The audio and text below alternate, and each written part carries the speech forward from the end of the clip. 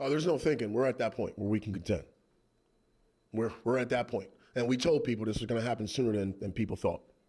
And we told them. We told our kids that. I told people that. We told people that. We just had to organize some things. We got to go out there and perform. We know that. Sure. But, again, we're building people up. We're going to keep doing that. I think we're going to surprise some people, and I'm excited to see, some of these standings come out and, us be put, below teams that we haven't lost to in a long, long time, and that's got our kids fired up. So I'm excited to see where this plays out, and we're just going to go ahead and stay humble and work in silence. You were watching football on Football Night Flagship Network.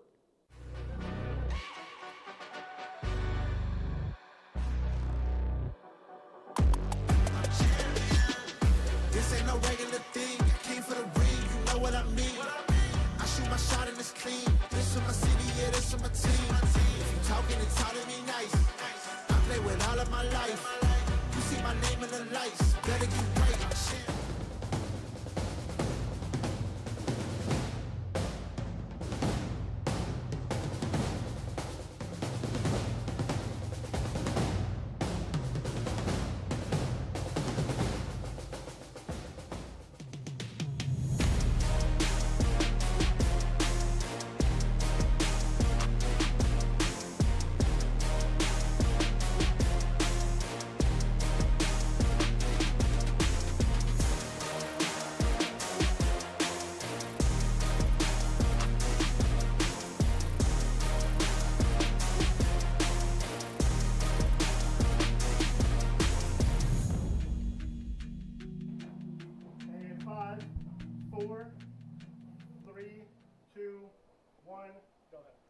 Good evening, everyone, and welcome to Muhlenberg High School. Tonight, it's Friday Night Football on the Flagship Network. Week number 5 already in the 2025 season, and it's a battle of two crosstown rivals as Governor Mifflin goes on the road to take on Muhlenberg.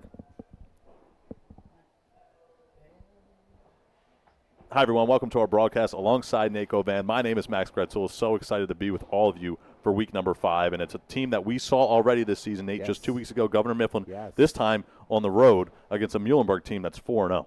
Yeah, so Mifflin's got to watch out for this run game tonight, Max. I mean, it's all about Cam Small, or actually, let's backtrack a little bit, LeBron Leaf.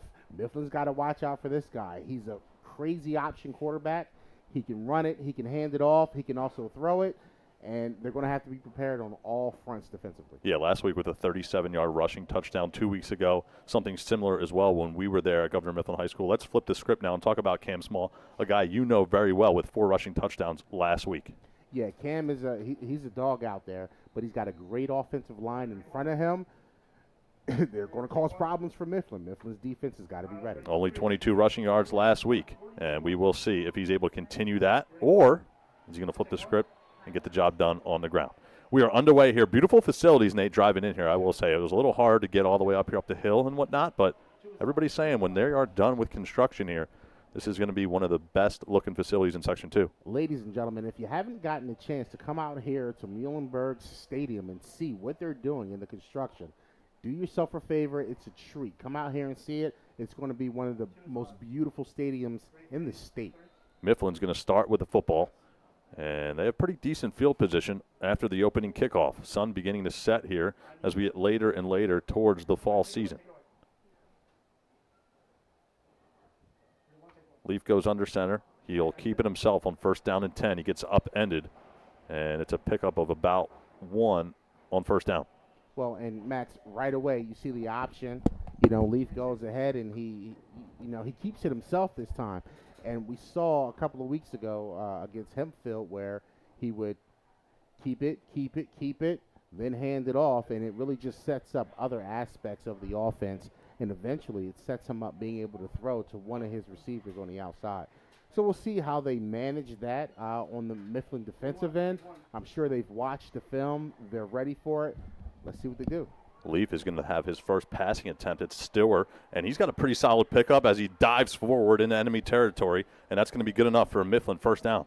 Wow, and just, another great play by Governor Mifflin, gaining positive yards there and keeping Muhlenberg on their toes, It wasn't the option run that time, but, a little fake handoff in the pass. So let's see, we got a penalty. Yeah, penalty marker down on the field.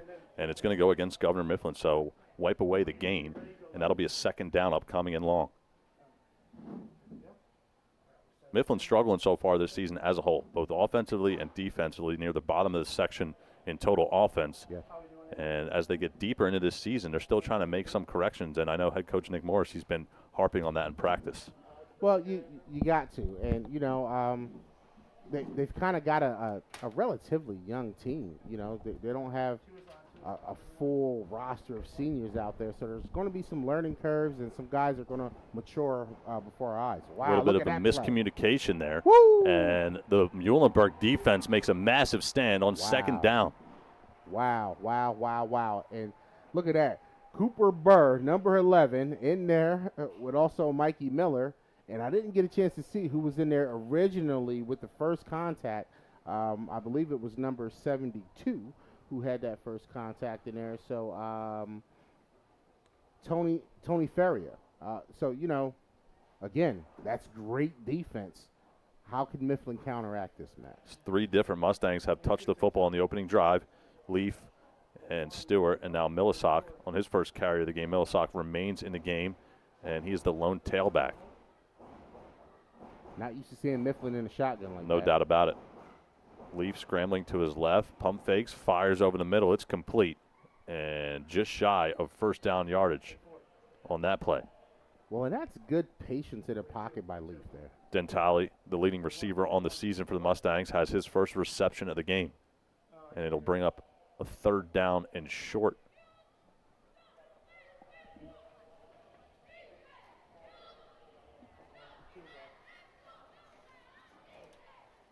Excuse me, fourth down and short. 4th down and 1 after the Millisock ran backwards there momentarily, and the pursuit of the defense. 2 tailbacks. It's Millisock. He's got the first down, but we do have a penalty marker down as he barrels his way into Muhlenberg territory. Again, Mifflin loves to continue to run the football. We know that, Nate, and the clock has been in their favor in the games that we have broadcasted with them. Well, we talked about it before, good old Remember the Titans reference, split right veer. It's like Novocaine, give it time, it'll work. And that's what Mifflin kind of predicates itself on. Well, it's going to be an illegal shift against the offense. So that's 2 penalties for the Mustangs. They've shot themselves in the foot on this drive. Yeah, and, again, penalties, turnovers. Football's a game of mistakes. Who makes the least amount of mistakes usually will win. So right now it's not working out in Mifflin's favor.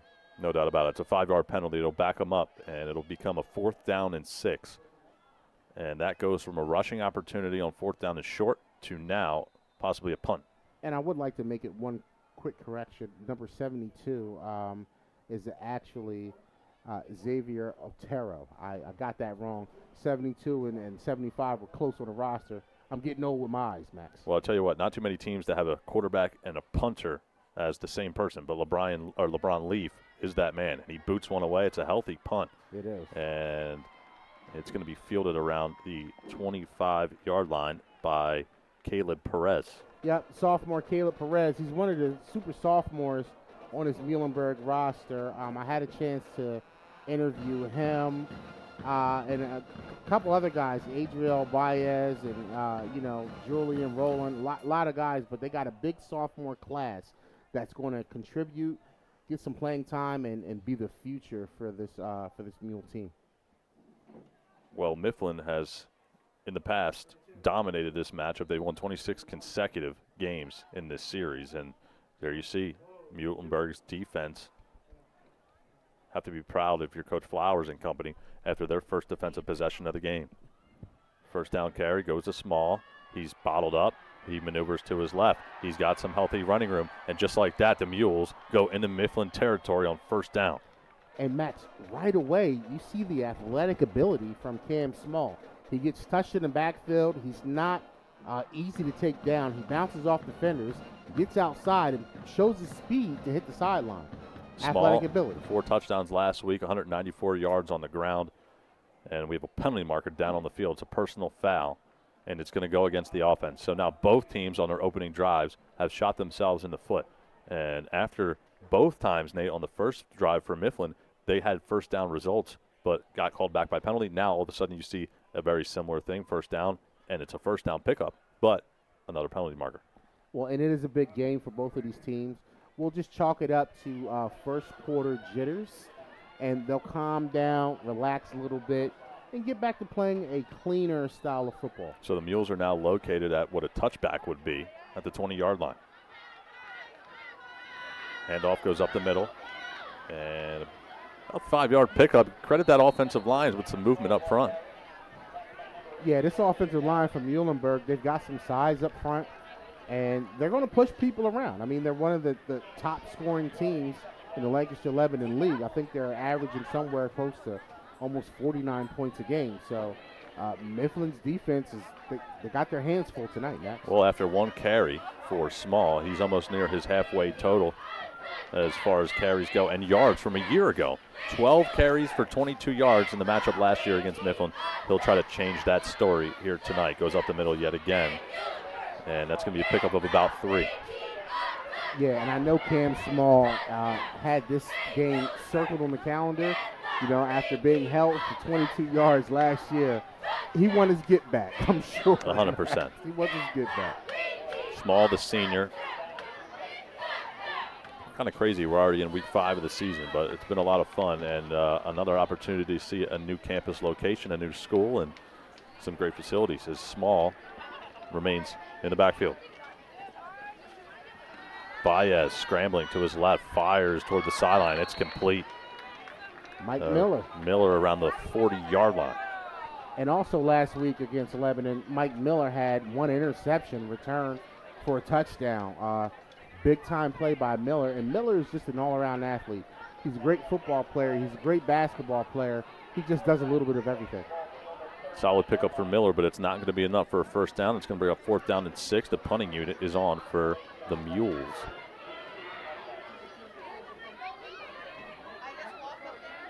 Clean snap, clean punt, and it's fielded around the 30-yard line by Leaf. So Leaf has a punt returner, a quarterback, and a punter on one team. That's pretty impressive. He's probably a popular kid around town there for the Mustangs. Oh, yeah, he's got to be. He's got to be. He's like a Swiss Army knife, man, utility guy. Does a little bit of everything, but he also does it with poise and a certain maturity that you would expect out of your senior leader out there at quarterback. So far, both teams wiped away scoreless on their opening possessions offensively. Last week, the Mustangs only put up 15 points on the road at Exeter, and they will try to change that script here tonight. Yeah, and Exeter Township is a good football team, so I don't take any credit away from Mifflin having that kind of performance against them. Leaf under center, hands off. It's Callis. He goes up the middle for about 3 yards on first down, and we can credit finally a positive play. Yeah, positive play for Mifflin here, and they just got to get their sea legs back underneath of them and get into the flow of the game. So, take their time, and with the way their offense actually runs, they are a ball control, clock control style of offense. They pick, and then hit the big play.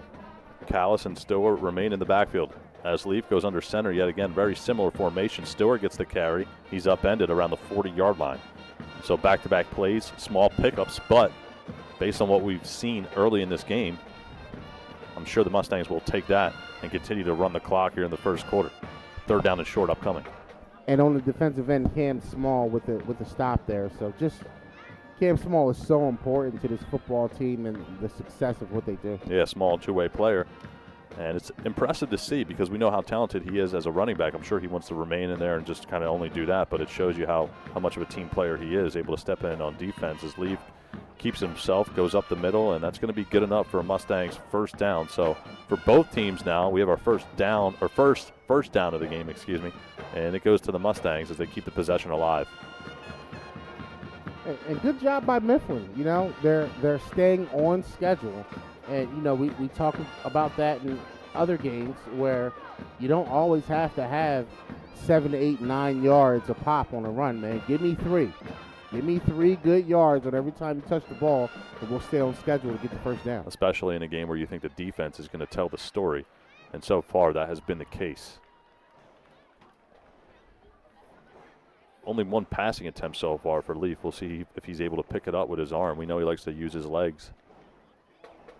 Ooh. And he gets the defensive line to jump.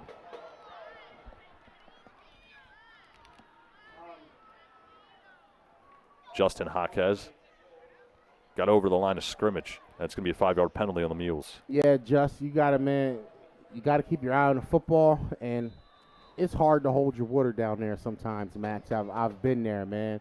You know, you got your hand in the dirt, you're ready to go, you're revved up, and you get a hard snap count from the quarterback, and sometimes you jump.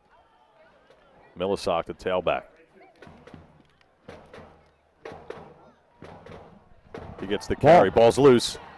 And I think the Mules jumped on it. Wow. Leaf unable to secure the football. We got loose balls, loose helmets on the field, Max. These boys are playing football out here on a Friday night, baby. Nothing better than that. Chase Zona got his hands on the football, forced the fumble, and the Mules recovered.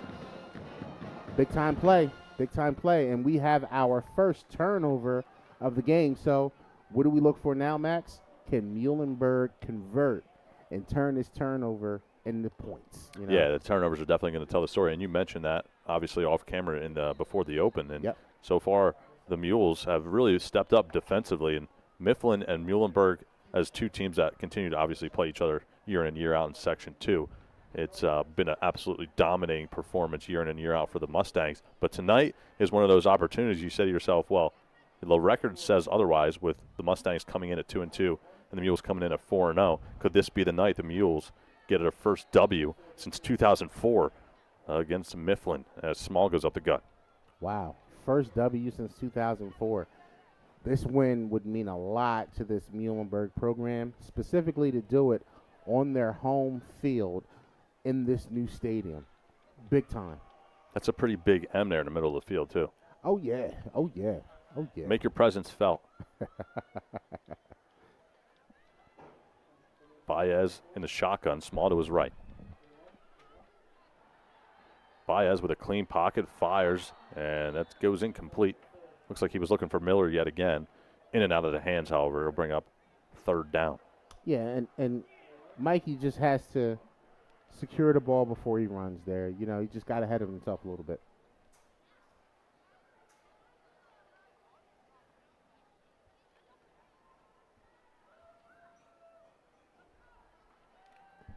And the sun is almost all the way down, Max. Where else would you like to be besides at a high school football game on a Friday night? Oh, man? beautiful. I can't think of too many places I'd rather be. Same formation yet again, at least when it comes to the backfield. Baez fakes the handoff, steps up, launches one deep down the field, and it's intercepted. Man, looking for Freddie Lacy on that one. Just couldn't connect. Overlay gets his hands on the football. And just like that, you mentioned the turnover battle. It just swung back into favor of the Mustangs. Well, now we're 1-1 on the turnover battle. And, you know, Mifflin is going to look to convert and get points. And they're in pretty decent field position to have an opportunity to do so. Overlay just ran to the sideline in celebration, then realized, wait, I got to go play offense. Here's the replay of it. And it's a pretty good heads-up play by Overlay. No one really had their head turned on the offensive side of things, at least by the wide receivers, and Overlay, right place, right time. And it looked to be a good ball by Adriel Baez, but came up short. So Leaf gives credit to his defense, I'm sure, after the fumble on the last possession. Callis gets the carry. There's nowhere to go. The Mules defense continues to flex their muscle, and Callis is pushed back deep into his own territory. Yeah, that's a big-time stop by the senior, Jediah Quiones, one of the first to step in there and make contact. And, you know, the offensive and defensive lines, you know, they're just so important, Max. The game is won and lost in the trenches. This is where it all starts.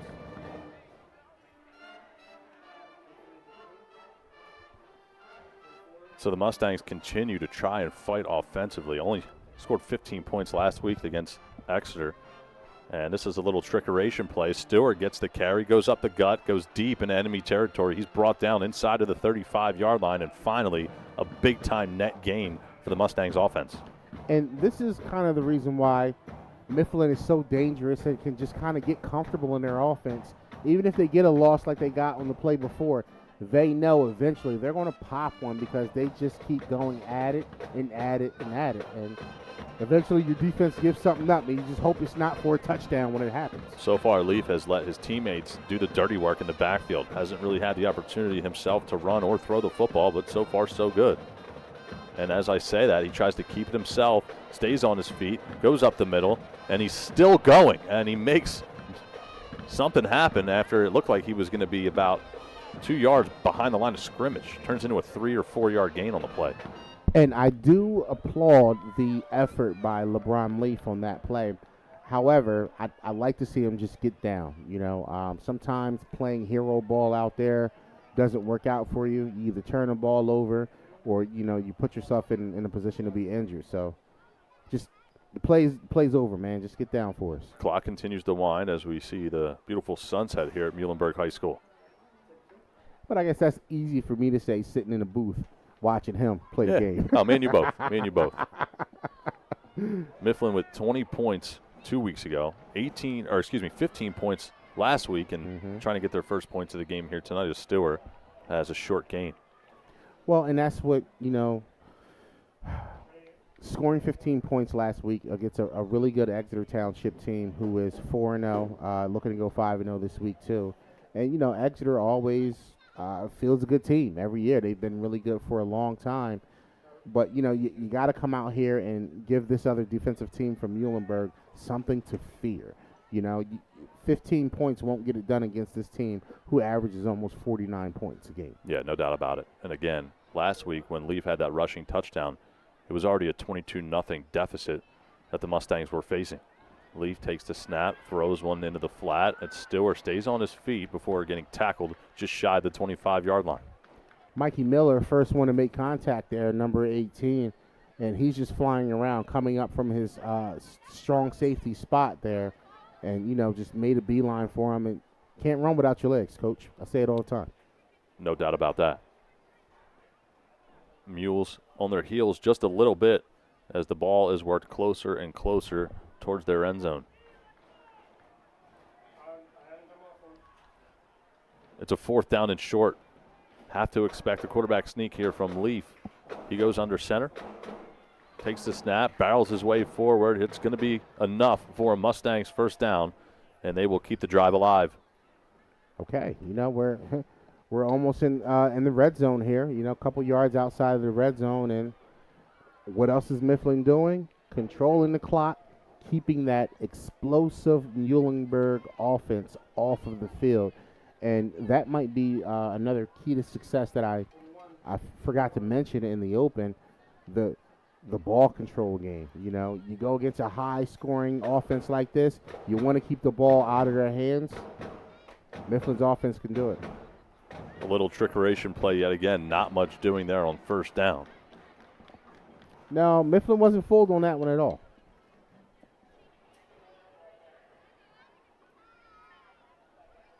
Campitelli has his first touch of the game. It goes for about 3. And again on that one, Jediah Quiones in on the stop there. So these guys up front are just playing some big-time football on the offensive line. You got Tony Ferrier. I'm sorry, Tony, my bad, man.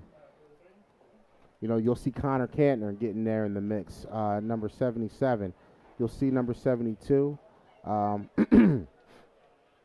Oterio Xavier, you'll see him out there, and they're going to be the key to success. If Muhlenberg wins this game today, it'll be because they were able to control that run game of Mifflin. Well, you talked about how dominant offensively the Mules have been so far in 2025, averaging nearly 49 points a game. Are you surprised they haven't been able to get on the scoreboard yet against the Mustangs team that really hasn't had any momentum going over the last few weeks to begin the season? I'm not surprised. These teams know each other fairly well, I would suspect. And, the scouting report has probably been scouted completely, and they're ready for almost everything they're going to do. It's going to be which coach makes the second half adjustment, which coach has something up his sleeve that the other coach hasn't seen yet, and that could be a big difference in this game. Let's take a shout-out to our sponsors real quick. Dean's Auto Plaza, Palumbo Foods, Reading Raptors, Palace Restaurant, Footworks, Berks County Views, and Land Hope Farms. Appreciate them supporting Week 5 of Friday Night Football on the Flagship Network. Hey, man, we couldn't do it without the sponsors, Max. No doubt about it. Got to pay the bills, baby. You got to pay the 100%. bills, man. Got to do Appreciate it. them jumping on board here in 2025. And I forgot to give a shout out to Jeffrey Collado out there wearing number 54 for the Mules. Those are some big boys up front for the Mules. That's what I'm trying to say, Max. That's what I'm trying to say. Leaf scrambles to his left, lobs one towards the end zone. It's still in the air. It's a rainbow shot, and it goes incomplete. Wow, it felt like it was up there forever, Nate. Yeah, it did. It hung up there for a little bit, and that's a rare pass that you see from Mifflin. You don't see Leaf air it out a lot, but when he does, hold your breath. Stewart, another swift Army knife, was the intended target. Very shifty player for the Mustangs.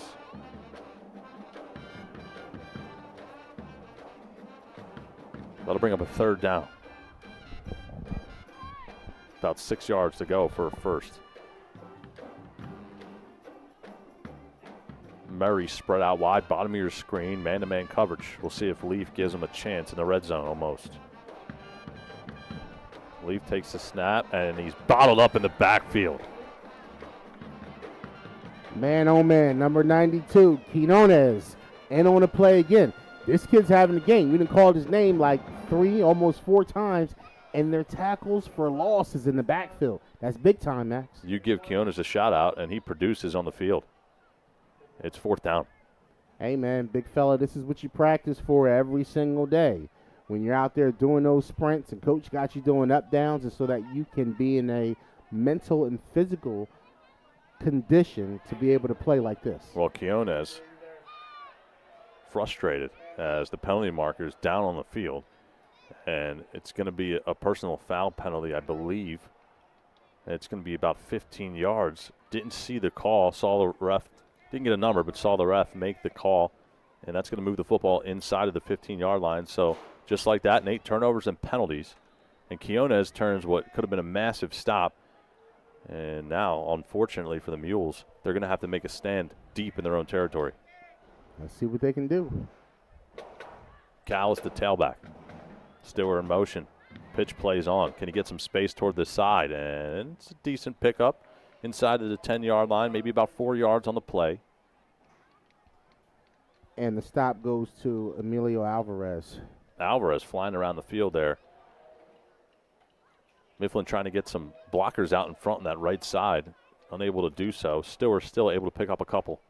Bring up a 2nd down and about 7. And not for nothing, they're getting closer and closer and closer to the end zone.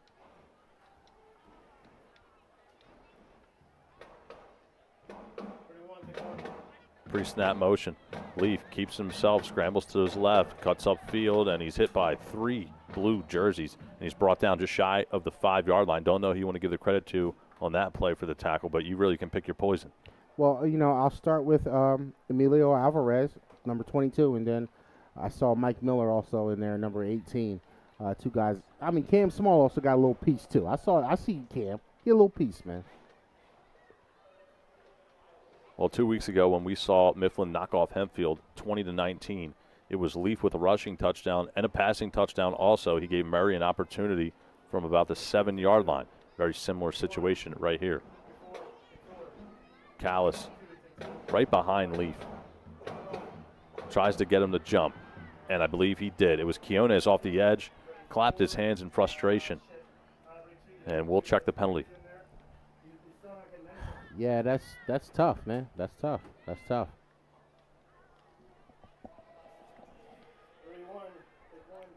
Saw Fred Lacey, one of the senior leaders, number 4, give Quinones a pat on the helmet, trying to keep his head up as the ball's now moved inside of the 5-yard line.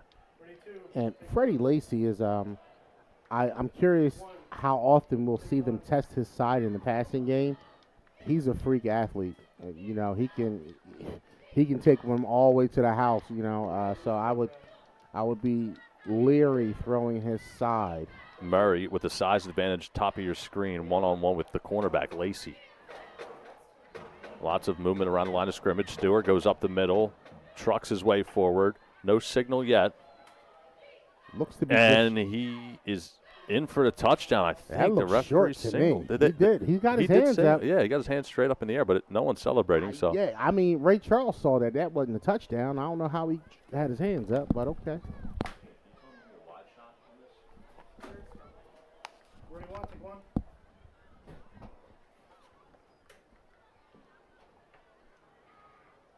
Millisock and Callis in the backfield.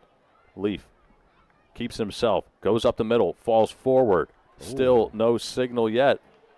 And I think he's short yet again. Same referee has his hand up, but I guess he's not signaling touchdown. No, he's not signaling. I don't know what he's doing. Maybe signaling. Are we're playing a guessing game now, aren't we? Yeah, we are. Yeah, we are. We are. That's not good. Regardless of the situation, the ball's going to be marked at the half-yard line.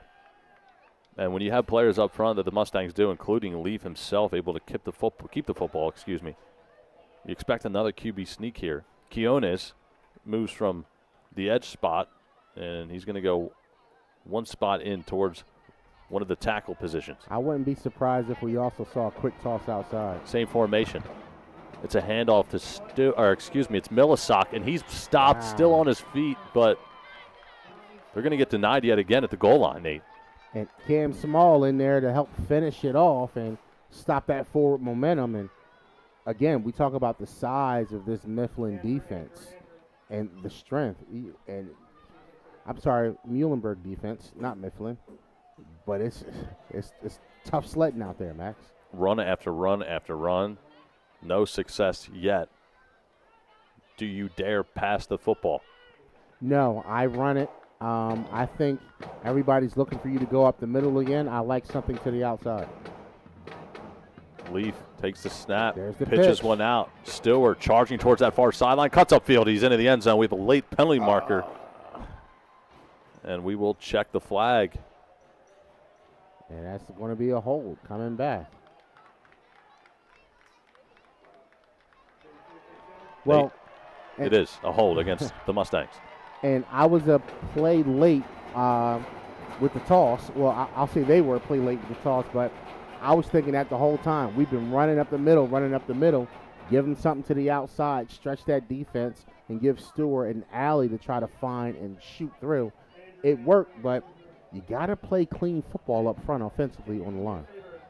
So now it's going to bring up a third down. 11 yards to go to get into the end zone after the 10-yard penalty.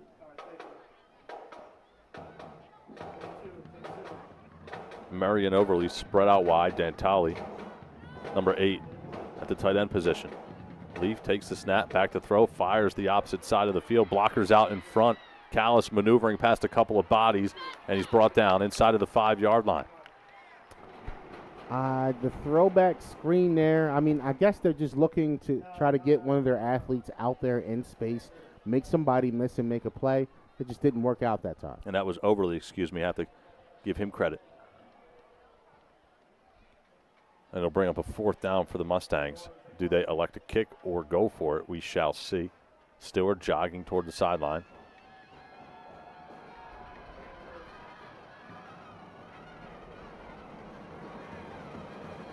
And it looks like they're going to kick, Nate. All right. It's Lance Koenig on for the field goal attempt. Well, regardless, this is going to be a massive win, barring a penalty for the Mules.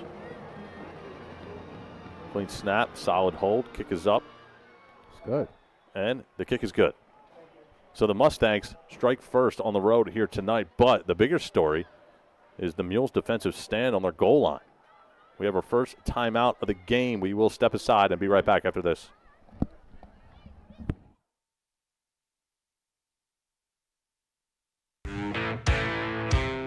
We're pretty big. Yeah, people say we're giants. You call that giant? This is giant. At Dean's Auto Plaza, we have a giant selection of quality used cars, trucks, and SUVs, all at prices that will not crush your budget. Okay, he's the real giant. Yeah. Come see why they call Dean's Auto Plaza York's used car giant. our community of winners. I mean, that's what we do. It's uplifting people. It's making people understand that you can do anything in your life. Making people understand that you just got to work hard. You're going to get positive results from it. So that's why we coined that model for us, like community of winners. We are a community of winners, and that's exactly what it is. We were when I was here. We will be when I'm gone. We're going to be while we're here. We are a community of winners.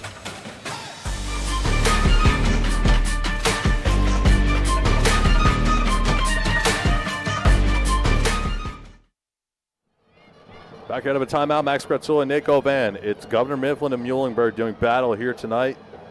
It's been a long time, Nate. 2004, the last time the Mules were able to knock off Mifflin. And so far, they're putting up a good fight defensively. Just the offense hasn't really had an opportunity to even see the field so far in this football game. It's 3-0 Mustangs. Well, that lack of opportunity is due to the ball control and clock control that Mifflin has with that Little style. onside kick, onside. little trickeration. Doesn't work, but why not? When your defense is playing well so far, pitching a shutout in the first quarter. But I tell you what, you got to give credit to the Mules able to come up with that football and now give themselves an opportunity offensively with great field position. And how about Mifflin's coaching staff? Remember I said somebody's going to have to do something that the other one isn't ready for. These teams know each other well. They've scouted each other up and down, and somebody's got to do something different. You can't be plain Jane and predictable. Well, Baez will go back onto the field at the quarterback spot after the interception, which gave the Mustangs an opportunity to go down the field and get a field goal. Mikey Miller. Mike Miller gets the snap directly to him. And he goes up the middle for about 2 yards on first down. And the ball is now official, maybe 3 yards. And the ball's in Mifflin territory just like that after one play in the onside kick recovery. Well, and Miller in the Wildcat formation there, you know, he can throw it, he can run it.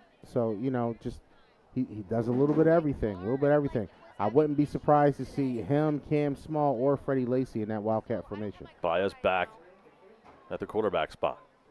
Under 6 minutes to go in the second quarter. Baez firing on the run. It's a deep shot. He's got his man. It's Lacy. It's a Muhlenberg touchdown.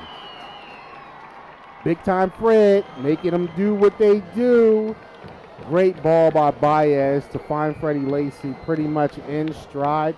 I don't know if it was a blown coverage or somebody just got cooked back there, but touchdown, Mules. Mules able to strike finally here in the second quarter on their home turf. And it's the two-way player, Lacy, who gets the job done. Great catch there as he extended his arms and hauled in the pass from Baez. And Coach Flowers had Lacy, I want to say, for at least one season when he was coaching at Daniel Boone years ago. And Freddie Lacy came in as a freshman and played big minutes for Coach Flowers back then and did a lot on special teams and on defense. So you can see it just keeps on coming, baby. Great job. 7-3, Mules lead at home.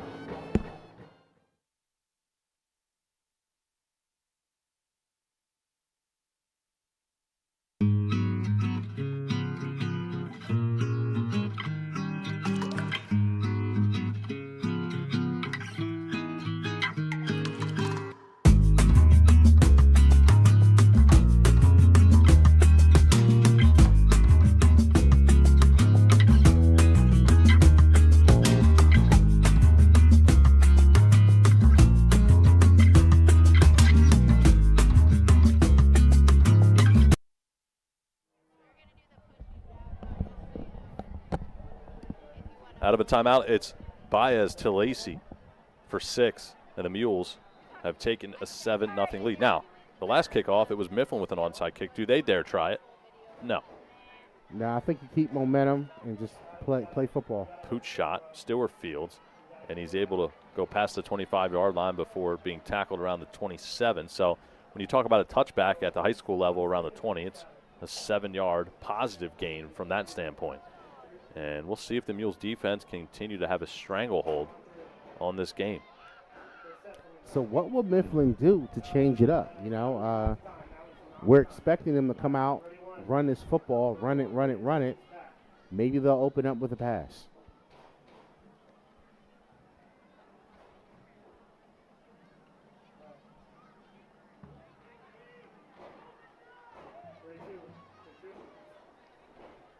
Millisock in the backfield.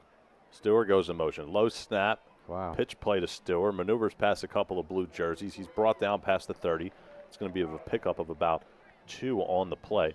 Brings up a 2nd down and 8. I don't know if we can get a replay on that one, but it almost looked like LeBron Leaf caught the low snap and took it between his legs. I don't know if anybody else caught that. To pitch that? Yeah. He caught it, and he took it between his legs to get it back to his waist to be able to pitch it. That's what you call an athletic play. What?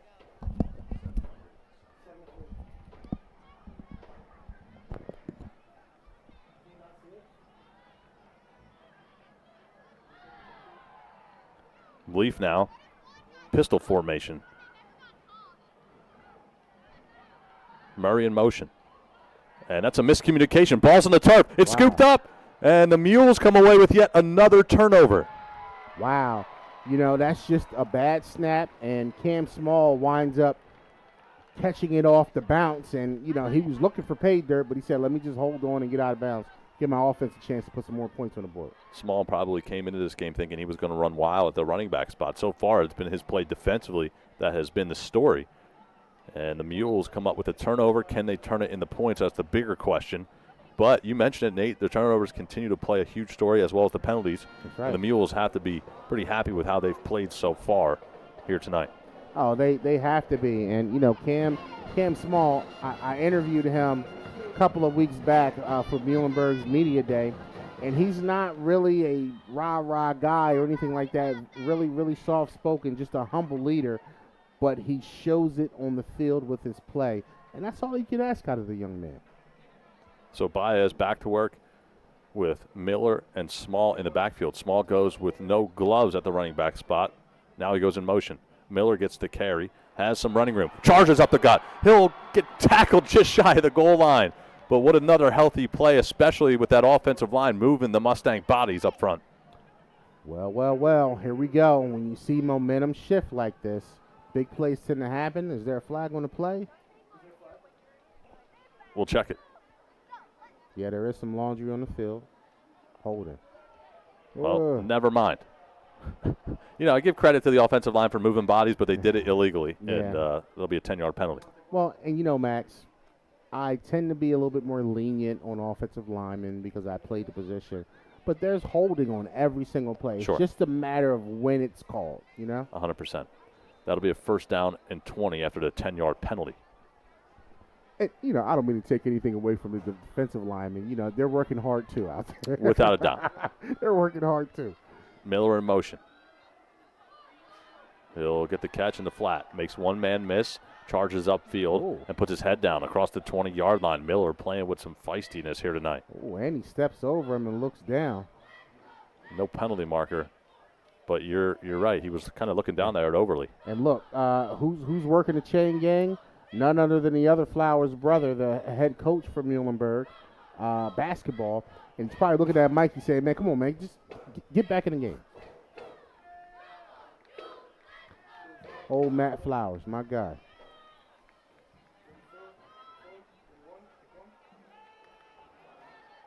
Small keeps it himself, direct snap to him, and he works his way inside of the 15, and he's brought down right after that. So, again, little by little, the Mules continue to chip away past the halfway point now of the second quarter. Yeah, take your time with this possession. This is a really big possession for Muhlenberg. If they score here, they really put pressure on Mifflin because we're so close to halftime. They put pressure on Mifflin to try to maybe make something happen sooner than they really want to.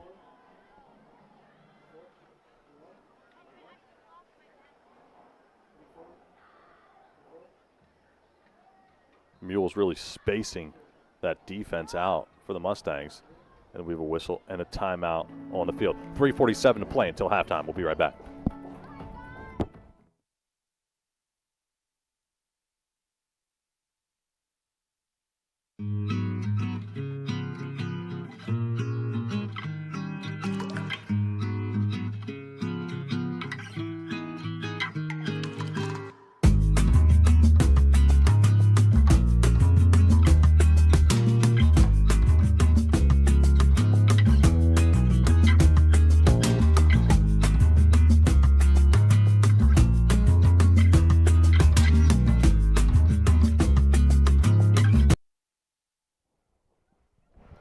The Mules, one of 3 teams in Section 2 that remained undefeated here in 2025, along with Exeter and Conestoga Valley. They'll try to keep that going here.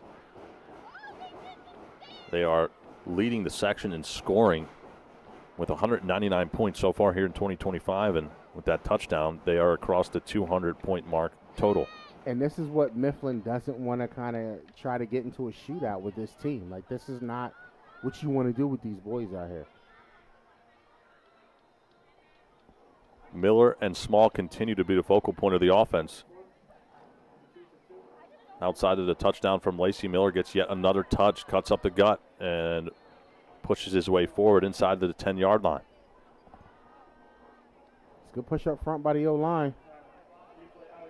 And Mifflin just, I'm looking at the energy from the players right now. You know, and I'm wondering how they're going to be able to bounce back from some of the momentum that they lost. That offensive line continues to make holes.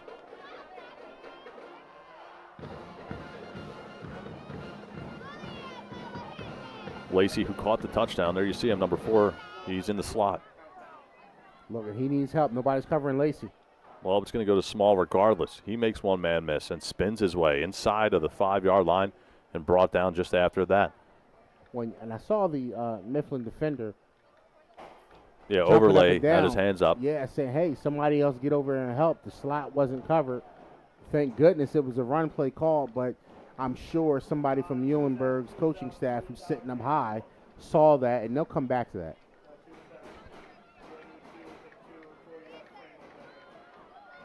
Under 3 to go until halftime. Mules threaten yet again. Small. Directly snapped to him. And he's hit low. And Stewart picks up the tackle. Stewart's just a tough kid, man. He runs the ball tough. He takes some shots out there because he's not the biggest guy, but he doesn't care, man. He will come up there and pop you. You got to respect that.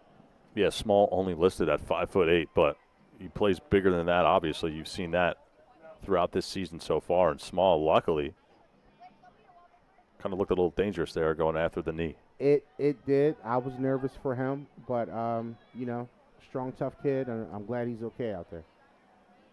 Lacey in the slot again. This time, there's protection as Stewart is covering. Baez flushed, darts, touchdown Mules. Wow.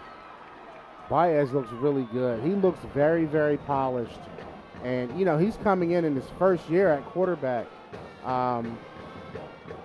What can you say? Coach Flowers has got this kid ready to go, and it looks good out here. Well, Baez now with 1 passing touchdown and 1 rushing touchdown. And it's 13-3. Muhlenberg pending the extra point.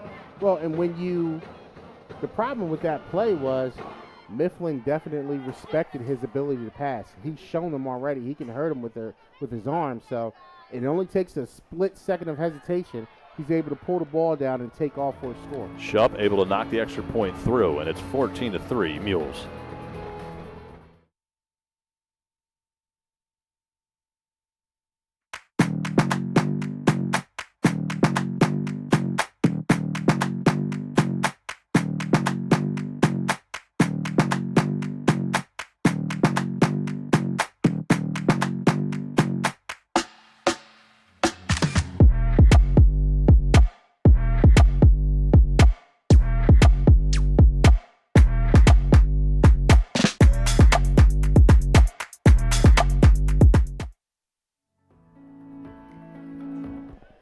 Fourteen unanswered points for Muhlenberg on their home turf. They lead 14-3 late stages of the second quarter.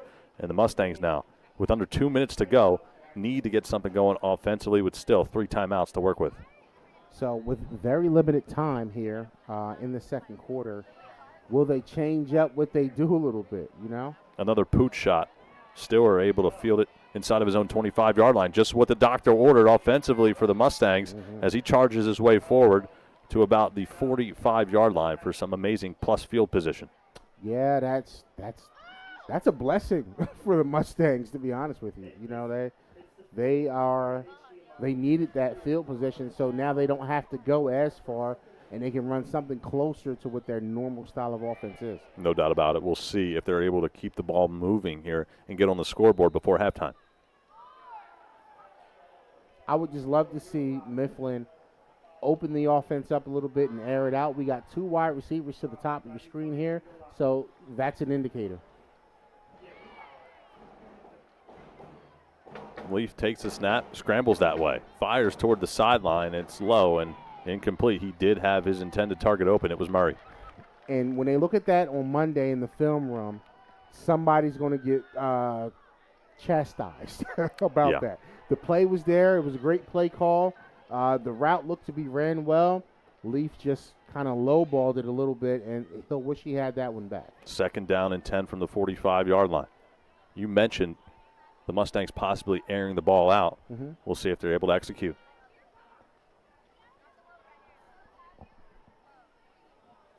Again, 2 wide receivers at the top of the screen, so they're at least trying to show that they might throw it, but you know they love to run.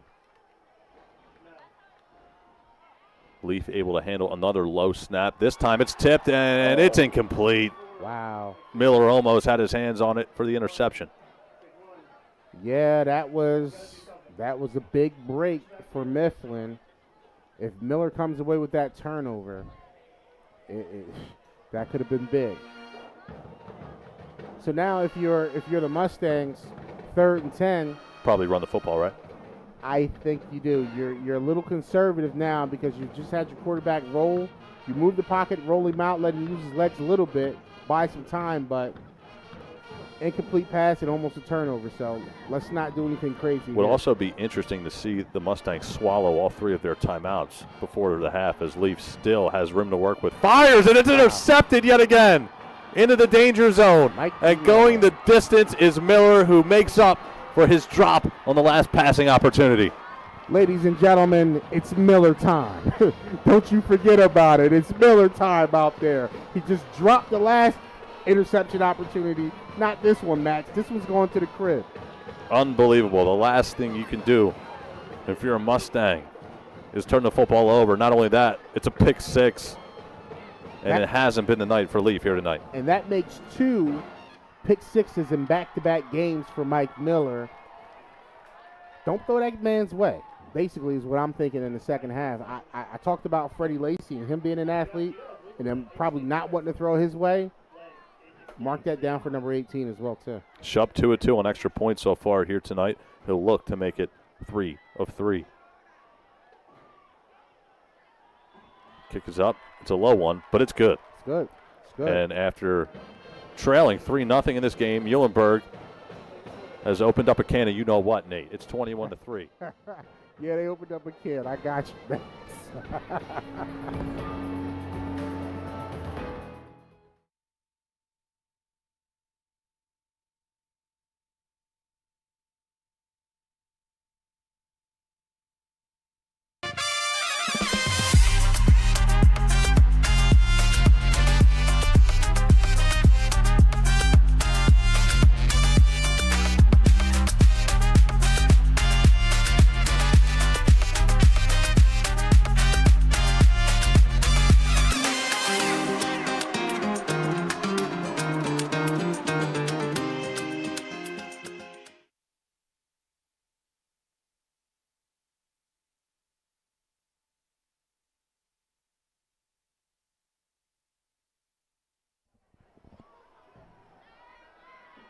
Back out of a timeout, Stewart again fields around his 25-yard line, maneuvers his way past the 35, and he's tackled shortly after that. I know the Mules looked like they wanted another fumble on that play, but Stewart was touchdown. 21-3 your score. Appreciate you guys joining us tonight, week number 5 of Friday Night Football on the Flagship Network as we near halftime here at Muhlenberg High School. Nate, it's been a lot of fun. And obviously, we continue to tour and go back and forth around these different areas and see these different teams and high schools. And it's been pretty special here. And so far, the Mules have to feel pretty happy with how they've performed, minus that opening drive. Oh, yeah, they have to be right now. And now they're thinking about different ways to keep their foot on the gas. But at any rate, Max, I just want to give a shout-out to the fans out there watching who keep coming back week after week to enjoy these Friday night games with us. Man, we do it for you. We hope you're enjoying the broadcast. And give us the feedback, baby. We'd Yeah. love to hear from you. No doubt about it. As long as it's not negative feedback on me, Oh, you could anything else is good though. Look, you guys can give me negative feedback. We can get better too, but we're an interactive broadcast. We love our fans. 100%. Leaf goes back to pass, trying to make up for his previous mistake. He'll fire a deep shot into enemy territory, and it just was nowhere near his intended target. And if I was talking to a young baby, you hear parents say, no, don't do that.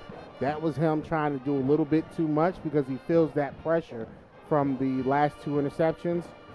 LeBron, calm down. Do your thing. Manage the game right now. You got to be a good game manager in situations like this because you'll dig yourself in a deeper hole if you don't. I'm sure his coach told him that, though. Well, 100%. 56 seconds, still 3 timeouts to work with for Mifflin, but they have to get something going. Leaf, another clean pocket, throws one to the far sideline. This time it's caught, and it's a short pickup for Murray as he has his first catch of the game. Very surprising to see Murray with his size advantage over the cornerbacks, almost game in and game out, finally with his first catch here right before half. Well, that size advantage is substantial, but, you also have to keep into account for athletic ability of the defender. First down and 10. Another clean pocket for Leaf. He'll wind up, he'll fire. It's Murray yet again, and he's brought down around the 50-yard line. And just like that, Nate, with 3 timeouts to work with, maybe Mifflin can get something going here. Possibility, or at least get in the field goal range to get some points on the board to help yourself later on down the line. Yeah, no doubt about it. Have to get some momentum back in this football game.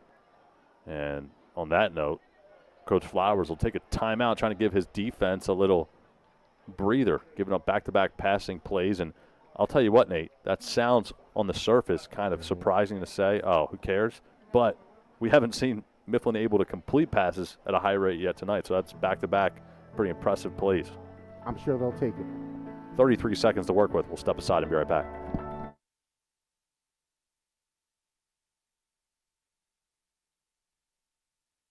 Hey guys, we're heading into No Albies here in West Reading. We've got the West Reading French Fry Fest next Saturday, so we're gonna shoot a little content with Massimo in here for the Visit West Reading Instagram page.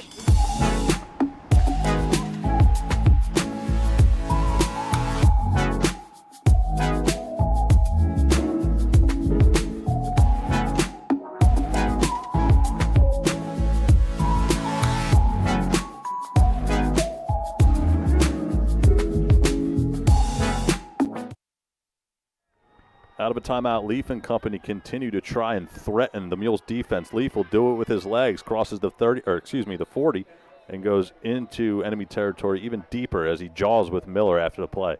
And that's a great job by Leaf. Not trying to do too much. Take what the defense gives you, get out of bounds, give your offense another shot to make a play. 21-3 your score. Again, if you're just joining us, it was a grudge match offensively throughout the first quarter. Not a lot of scoring, but Muhlenberg able to pick it up in the second quarter. 3 different players have scored touchdowns for the Mules. And it's going to be a penalty marker on Mifflin. So, again, didn't see the call, but I will say, if you're watching this game from the start, it's not really too surprising because you've seen it now 3 times with the Mustangs driving, and then have a penalty that really kills their drive as a whole. 25 seconds to go until halftime, and really time has now slowed down, and it's surprising to say that just because of the fact that the Mifflin still, with plenty of time as far as the timeouts go, still 3. Leaf needing to throw the football. Now he's almost forced to at this point. Penalty marker down, and Tali able to one-hand grab that around his own 45-yard line. We'll check the flag. And what a nice catch on the sideline, like you mentioned, the one-handed catch. But what I'm concerned about right now, as we, get this flag, illegal motion on the offense. Well, yet again, Nate, another positive play turns into a negative. What I'm worried about now is I'm watching body language now, Max. Communication is 90% nonverbal. It's not always what you say, but it's the other signs and signals that your body movement gives that really tells the story. And right now, Mifflin doesn't look confident. And I'm hoping that something happens to give them some of that confidence back because they're not out of this ball game. 1%, 100% out of this ball game. They can do it. 2nd down and 25 after the penalty. Leaf again back to pass. Steps up, clean pocket, fires. And it's incomplete. Yep. So, Leaf just not looking as confident and comfortable, and that's exactly what you mentioned about the team as a whole. But when you talk about how talented he is, how much he does for his team, both on and off the field as a leader, it almost looks like he's not confident to really rip it and release that football. It looks a little slow, maybe almost like in slow motion. well, I think part of that is because the defensive staff of Muhlenberg has really forced him to do something that he's not comfortable doing, throwing the ball every single down. Especially in this 2-minute drill. Stewart in motion. Leaf again will pass. Now he'll step up. He's going to run past the 40-yard line and out of bounds around the 45. And I tell you this, it's been surprising on this drive. How many times have I mentioned the 45-yard line? It's been back and forth with the penalties and success the Mustangs have had. Yeah, it's like, give a little, give up more. Get a little, give it back. But that is the ebb and flow of football. And, this is why strategy is so important. This is why the X's and O's are so important, because in situations like this, you can't afford to make mistakes that could really, at 21-3, put you out of the game. You throw a pick six right here, that could be the curtain call, Max. 3rd down and 15. Can a prayer get answered for the Mustangs before halftime? We'll see. I just want something good to happen to give them a little bit of a swagger going into halftime. We have a whistle. Yeah. And a timeout. 21-3. Might as well use them if you got them, Nate. Don't want to burn them and hold on to them. We'll be right back.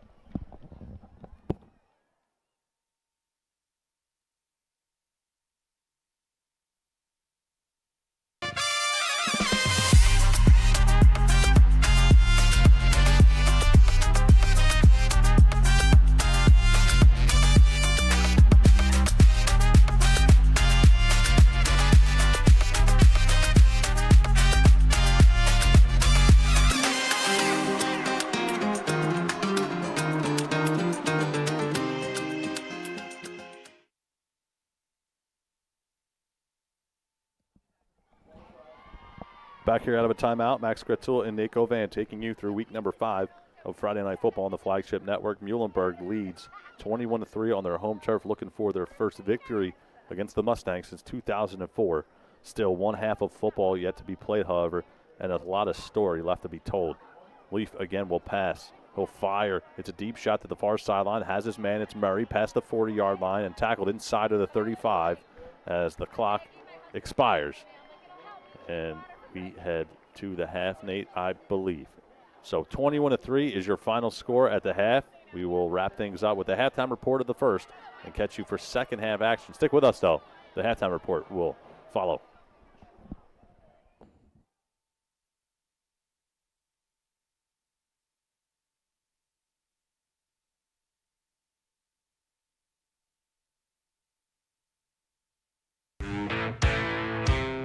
We're pretty big. Yeah, people say we're giants. You call that giant? This is giant.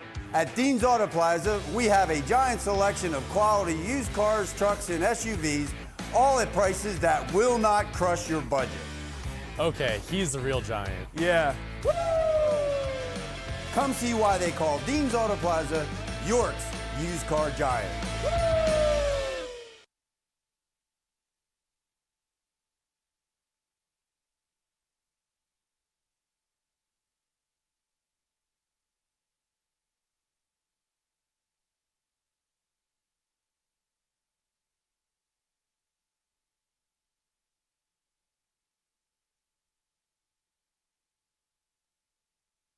Hey guys, we're heading into No Albies here in West Reading. We've got the West Reading French Fry Fest next Saturday, so we're gonna shoot a little content with Massimo in here for the Visit West Reading Instagram page.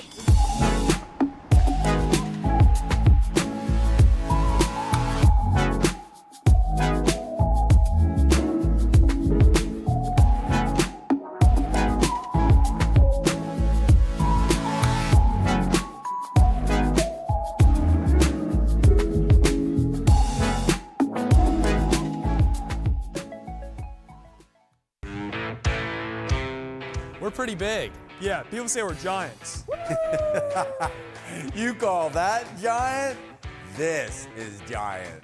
At Dean's Auto Plaza, we have a giant selection of quality used cars, trucks, and SUVs, all at prices that will not crush your budget. Okay, he's the real giant. Yeah. Come see why they call Dean's Auto Plaza York's used car giant.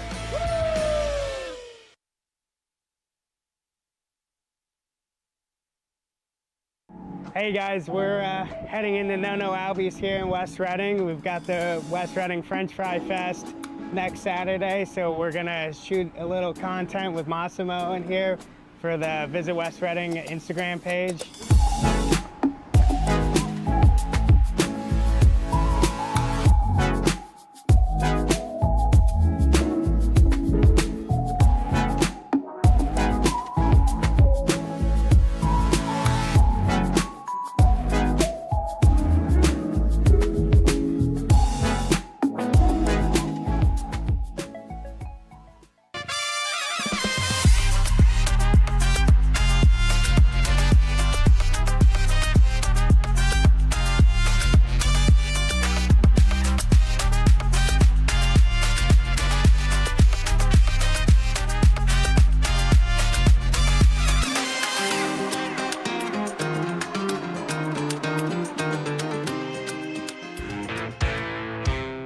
We're pretty big. Yeah, people say we're giants.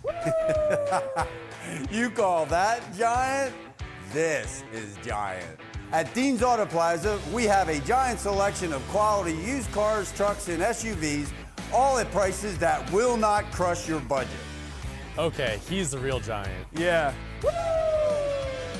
Come see why they call Dean's Auto Plaza York's used car giant.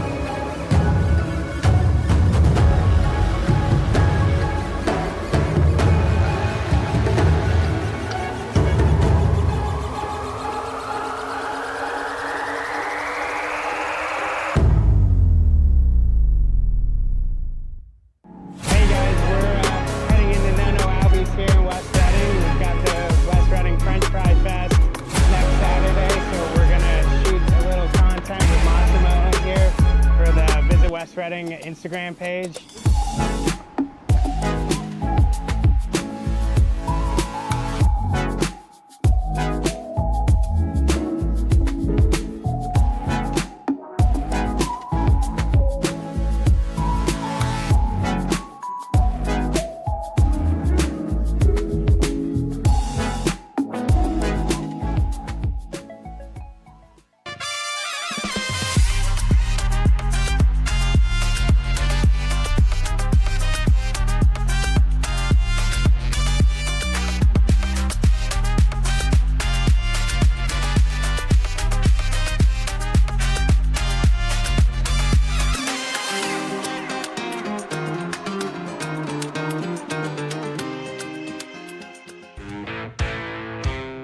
We're pretty big. Yeah, people say we're giants.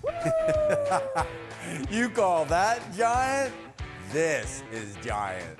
At Dean's Auto Plaza, we have a giant selection of quality used cars, trucks, and SUVs, all at prices that will not crush your budget. Okay, he's the real giant. Yeah. Come see why they call Dean's Auto Plaza York's used car giant.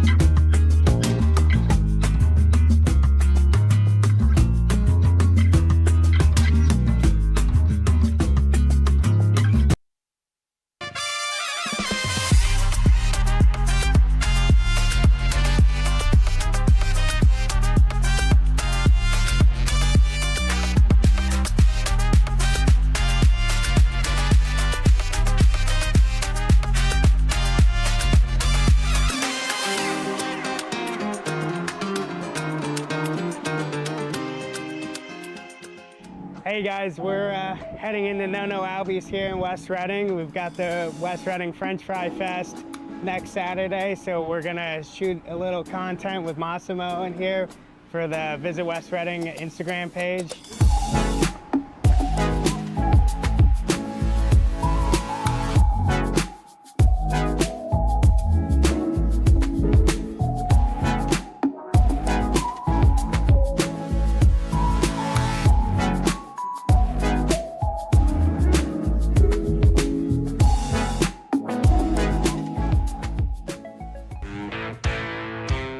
We're pretty big.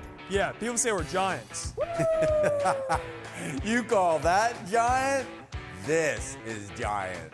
At Dean's Auto Plaza, we have a giant selection of quality used cars, trucks, and SUVs, all at prices that will not crush your budget.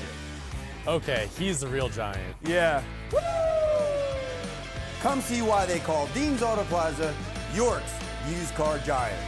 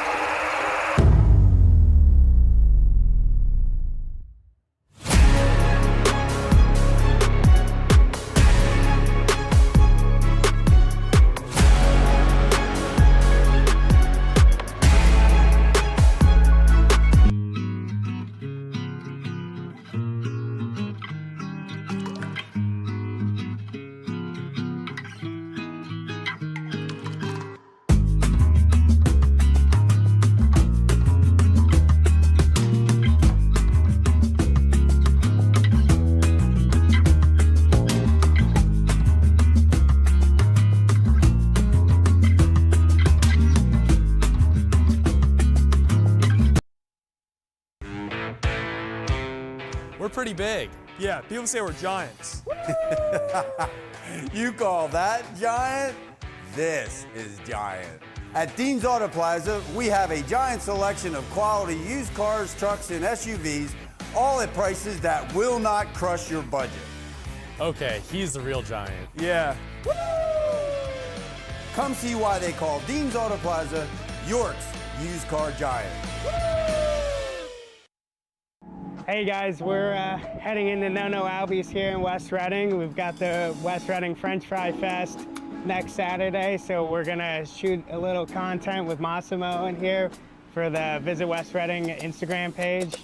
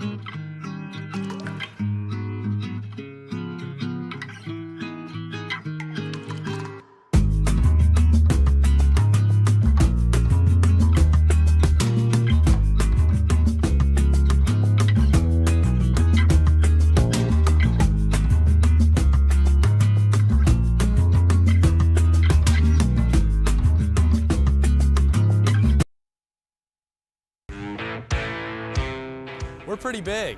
Yeah, people say we're giants. You call that giant? This is giant. At Dean's Auto Plaza, we have a giant selection of quality used cars, trucks, and SUVs, all at prices that will not crush your budget. Okay, he's the real giant. Yeah. Come see why they call Dean's Auto Plaza York's used car giant. Hey guys, we're heading into No Albies here in West Reading. We've got the West Reading French Fry Fest next Saturday, so we're gonna shoot a little content with Massimo in here for the Visit West Reading Instagram page.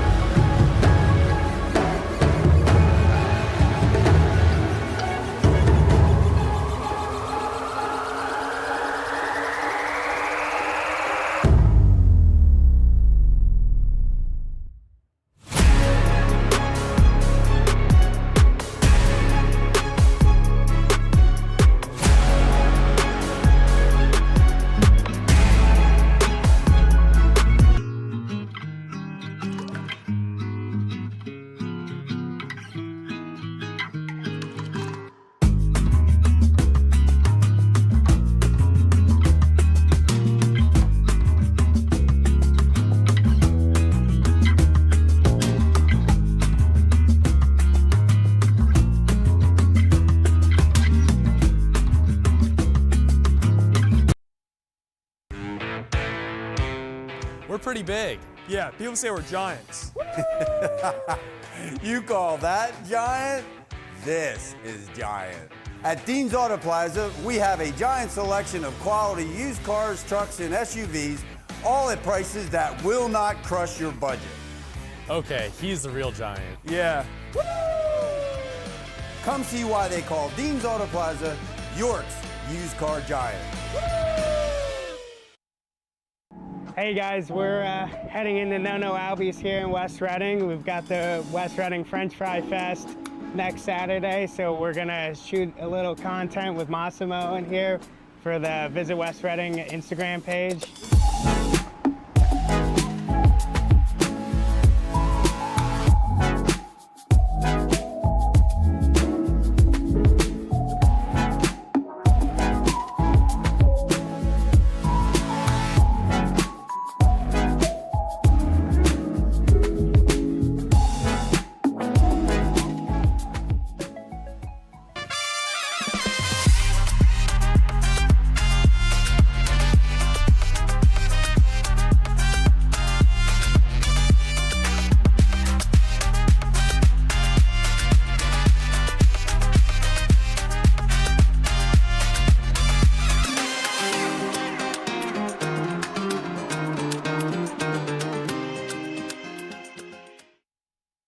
Hey guys, we're heading into No Albies here in West Reading. We've got the West Reading French Fry Fest next Saturday, so we're gonna shoot a little content with Massimo in here for the Visit West Reading Instagram page.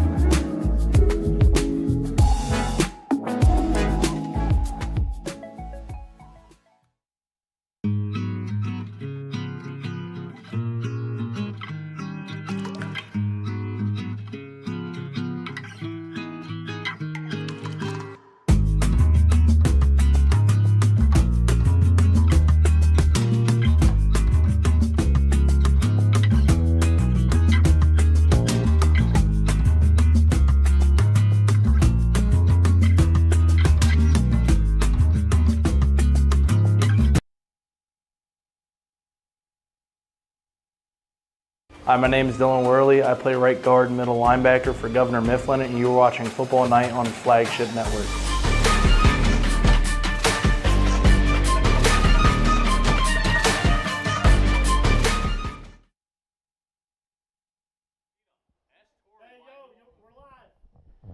And we're back. Second half action here on the Flagship Network. Friday Night Lights here. We thank you guys for joining us on the broadcast as usual. And, you know, we've got a good game out here tonight. So it has not disappointed. And we're looking to see how Governor Mifflin can come out here and get back into this football game. The Mules have scored, put some big points up on the board, and we all expected them to do some scoring. But we didn't expect Mifflin to struggle with that scoring as much as they have so far. But Mifflin kicks off, and we'll see what they can do in the second half, Max. Well, you mentioned off camera, Nate, will they be able to keep any sort of momentum going, even though how much they are down right now, or will Muhlenberg be able to come out and strike yet again and put this game away early? Well, and what I was worried about was this exact situation. Muhlenberg getting a score late in the second half, and then Mifflin having to give the ball right back to Muhlenberg. And I don't know what would happen with the rest of this game if Muhlenberg gets a scoring drive here on this possession.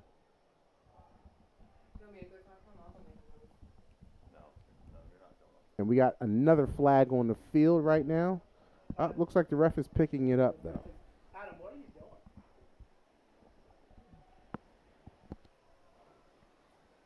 All right, Nate, 21-3, both teams come out of the locker room. What are you telling Governor Mifflin if you're their head coach and Coach Marcy? I'm telling them, hey, look alive. I want to see energy. I want to see everybody flying around to the football. Look alive. Don't look lifeless. Small gets the carry, goes up the middle. Really, outside of a couple of runs for the most part of maybe 7 or 8 yards, hasn't broken one yet. He's made his mark defensively. That is Cameron Small. And I just want to give some love to Vinny Perez, number 55, on the tackle there. Try to get some of these guys, get their names called out. They're playing hard, and they're not giving up. I'm sorry, was that 55 or 52? 52, it looks like.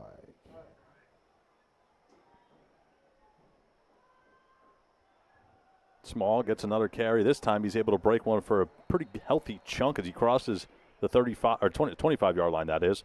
And Muhlenberg so far, after being buried to start this drive and deep in their territory, moving the football. Now you're going to see Muhlenberg's offense start to look a little bit more like Mifflin's offense. They're playing with a lead. They're going to look to run the ball, play that smash mouth football. I know on offense, Muhlenberg's done a pretty solid job in the second quarter as Lacey gets free and he crosses the 40-yard line. But on paper, you say to yourself, regardless of who you are, the Mules are the more talented football team. But it can't be understated how important this win would be for their program, considering how long it's been since they've actually beaten Mifflin. Oh, yeah, it would be one of the best things since sliced bread. Can't take it for granted. No, you can't, man. You can't. It's a big time. This will be a big time win for them.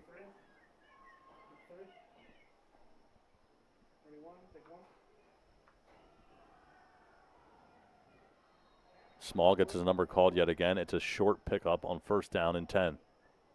And Cam Small is looking to get outside of the defenders there and kind of pop one for a long gain. He's just waiting to get his opportunity.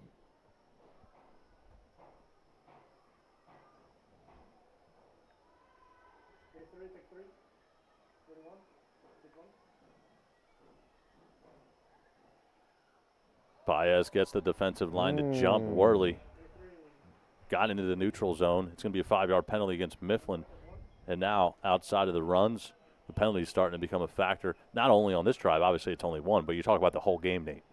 Well, that's just discipline, right? That's discipline, man. You know, we talked about holding your water earlier in the broadcast, and same goes for Mifflin, you know. Now give me a reference on hold your water. Where'd that come from? Where did it come from? I don't know. I've been playing football for a long time, and, that's what my coach would tell me. Don't jump. Hold your water. Don't jump. Right. Ball snapped directly to Small. He crosses the 50-yard line, and the Mules go into Mifflin territory after that play. Yeah. So, Muhlenberg is marching down the field slowly but surely. Mifflin's defense has to come up with some kind of answer.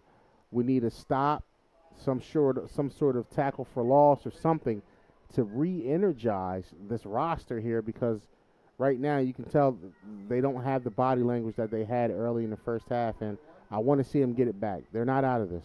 Outside of the early stages of the first quarter, I think the Mules have really played a complete football game, both offensively and defensively, as Lacey gets his number called out in the flat, makes one man miss, and he's spun down past the 40-yard line. Penalty marker is thrown. Another one.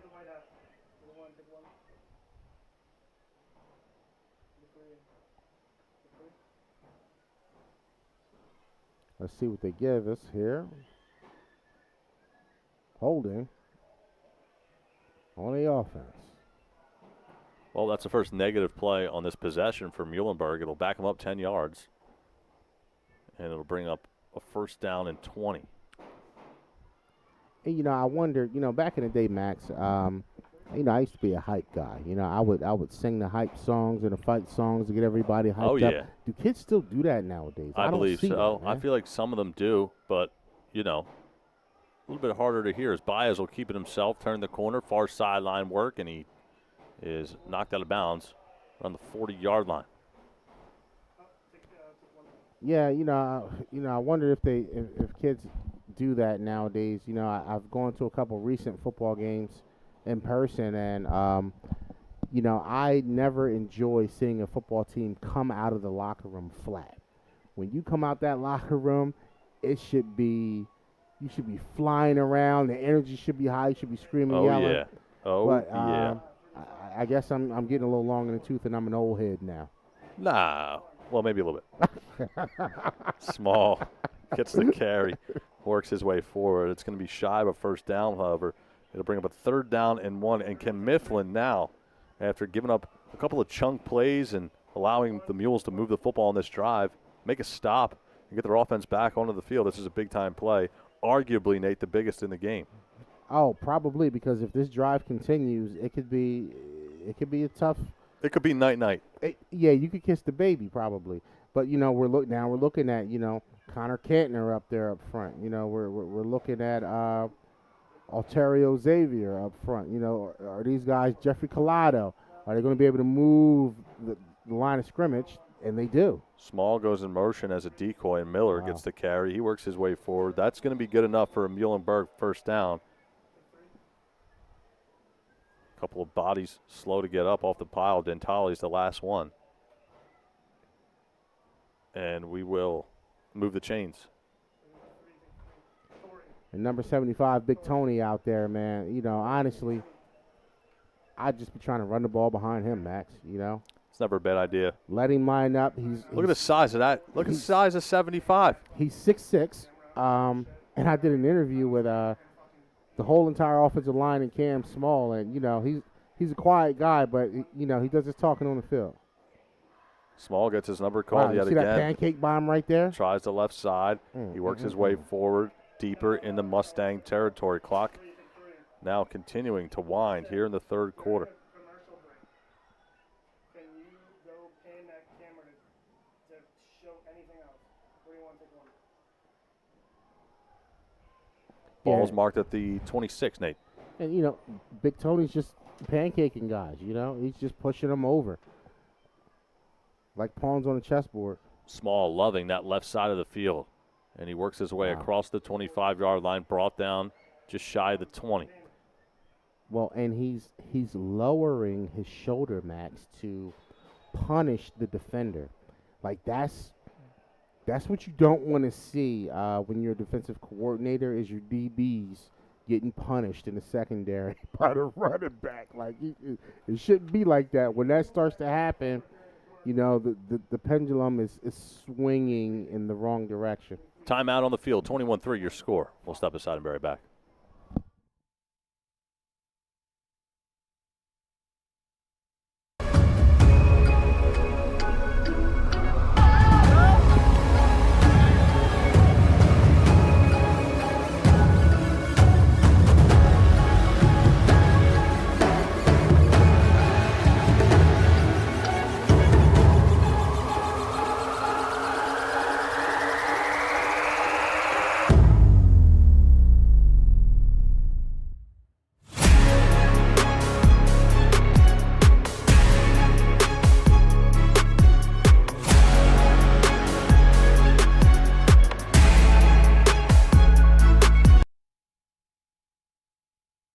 My name is Xavier Otero. I'm a senior. I play offensive guard and defensive tackle, and you're watching Football Night on Flagship Network.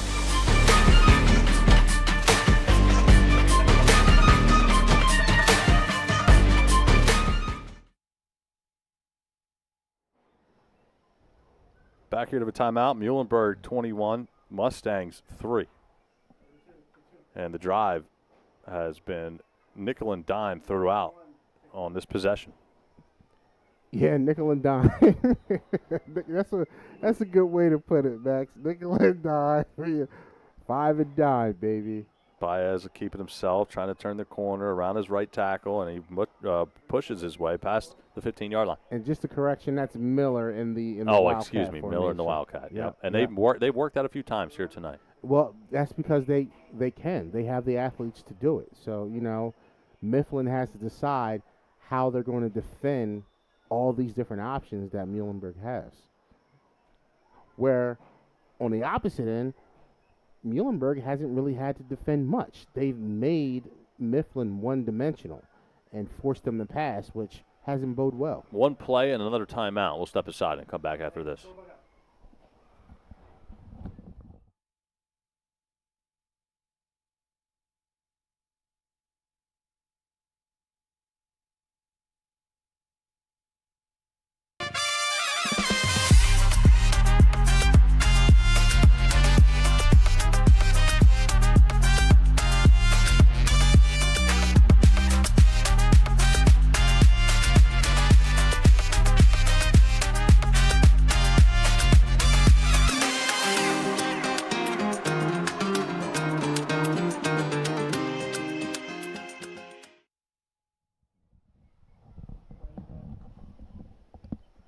Back here to the timeout. Week number 5 of Friday Night Football on the Flagship Network.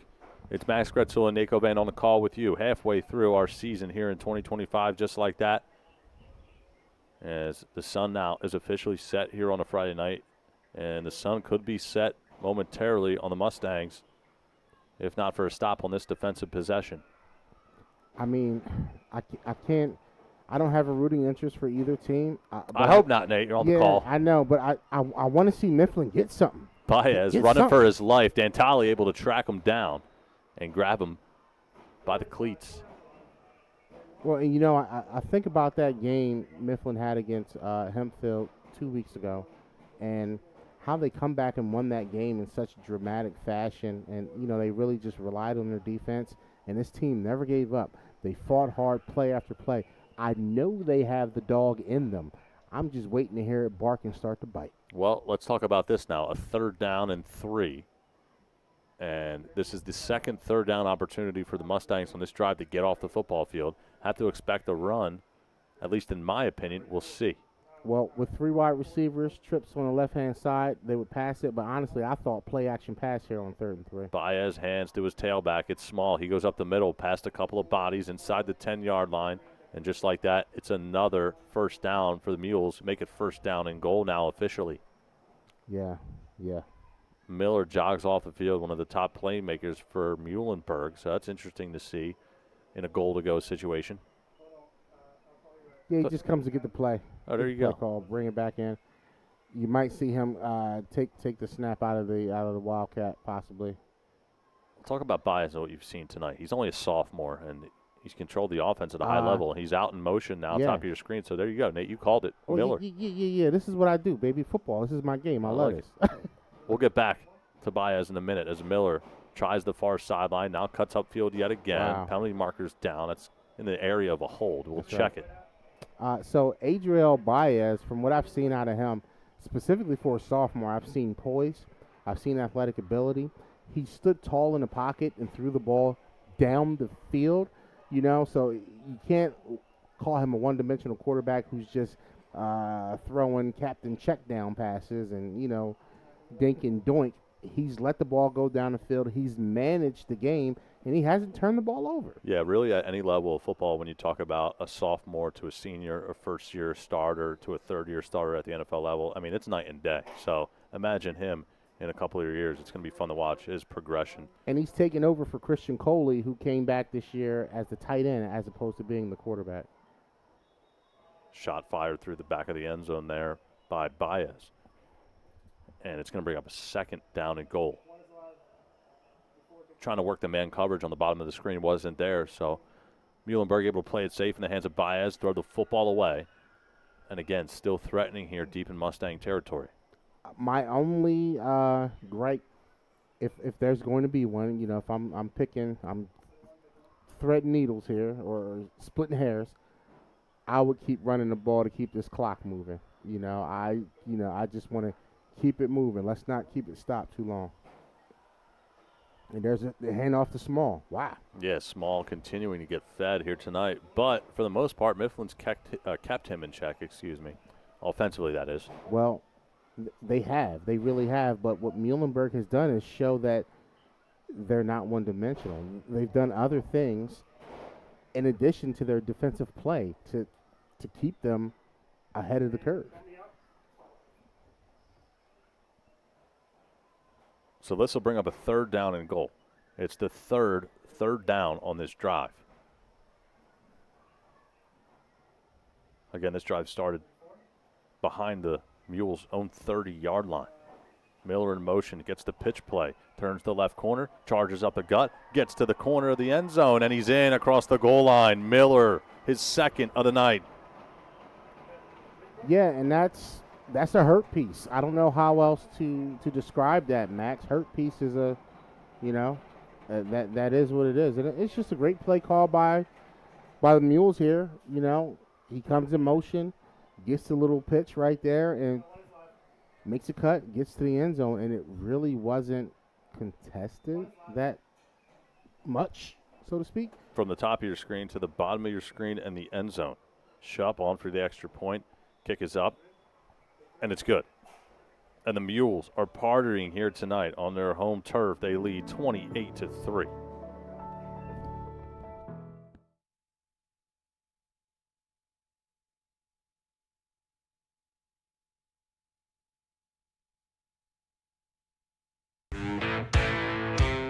We're pretty big. Yeah, people say we're giants. You call that giant? This is giant. At Dean's Auto Plaza, we have a giant selection of quality used cars, trucks, and SUVs, all at prices that will not crush your budget. Okay, he's the real giant. Yeah. Woo!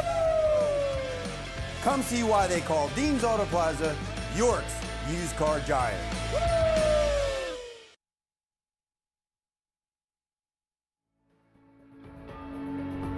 Back out of a timeout, Max Gritzel and Nate Govan on the call with you. Muhlenberg having a lot of fun, to say the least, here tonight. And it's been a tough season, to say the least, for Mifflin. It's been a tough night for them.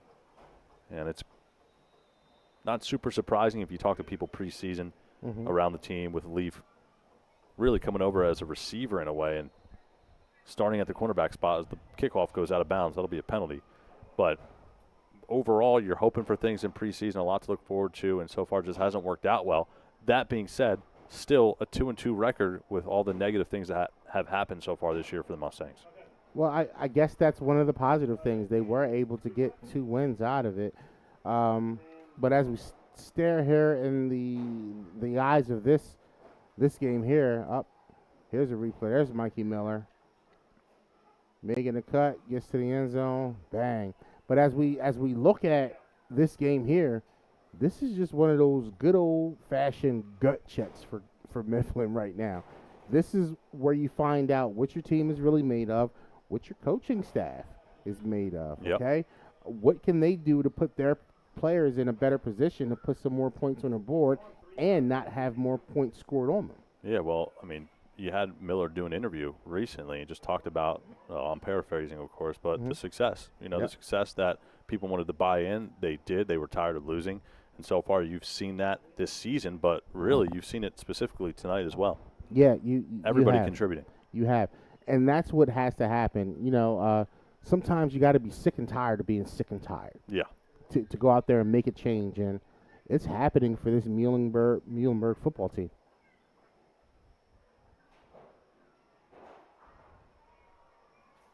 Well, Mifflin will continue, and it nice. looks like really solid field position yet Wow, again. he's got some down the jets on him. sideline. Wow. And it's Kreider going the distance into the end zone. And Governor Mifflin, just like that, Nate, when we thought the nail was in the coffin, I almost spoke too soon talking about the early field position. Listen, and that's it. Just like that, things can change. And that's why I said they just need something. Now, let's see if the body language gets better. Let's see if the energy shows more for this team now. I got to be honest with you, I'm shocked that just happened. With all the momentum Muhlenberg just had, on a kickoff that goes out of bounds, they re-kick it, and he goes the distance, that being Kreider. That's wow, that's impressive.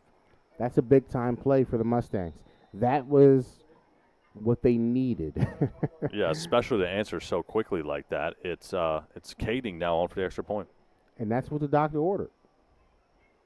Wow, fans are stunned here. You could really hear a pin drop. Not expecting that. Koenig with a big leg. He's shown it all season long, and the extra point is good. It is pretty quiet out there. 28-10. It is pretty quiet. Your score. We'll step aside.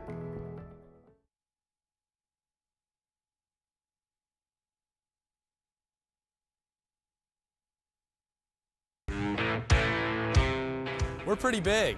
Yeah, people say we're giants. You call that giant? This is giant. At Dean's Auto Plaza, we have a giant selection of quality used cars, trucks, and SUVs, all at prices that will not crush your budget. Okay, he's the real giant. Yeah. Come see why they call Dean's Auto Plaza York's used car giant.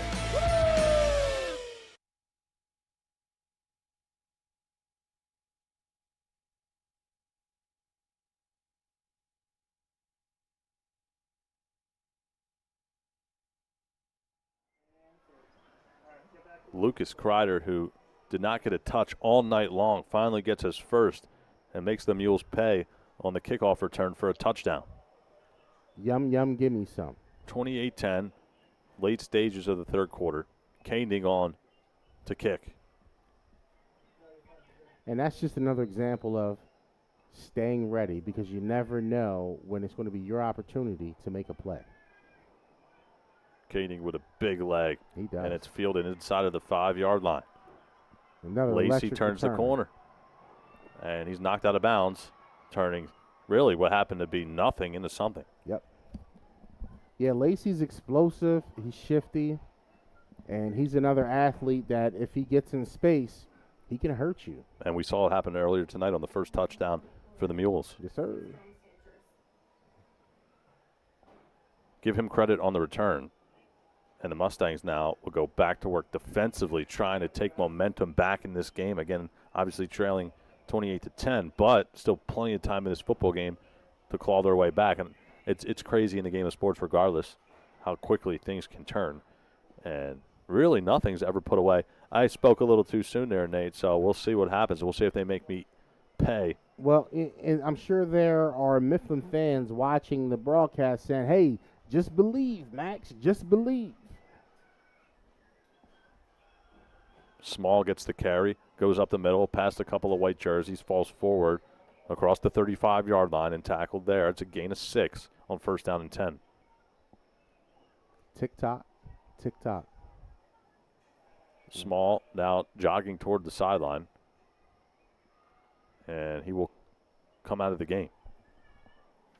And Muhlenberg is going to they're going to milk the clock for everything it has. And they're going to go into a ball control style of offense that isn't too conservative, but isn't too risky. Manny Adachi in for the first time tonight in place of Small. Miller gets the carry. He goes up the middle yet again, falls forward, and that should be good enough for Mules' first down.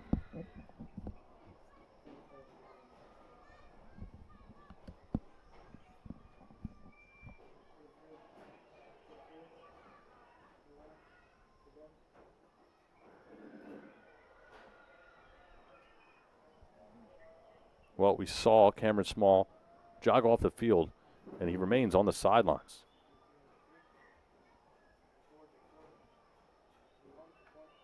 Empty backfield. Miller, direct snap to him.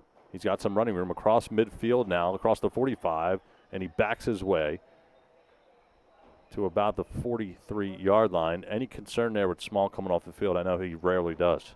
No, I'm not. I'm not concerned. I'm not concerned at all. I think it might be a good idea to rest him a little bit. Let some of these other guys do some of this lifting in here, and yeah, I'm not concerned at all. I'm sure he'll probably be back. Well, we have a penalty marker down on the field. That'll back the Mules up after the healthy run from Miller.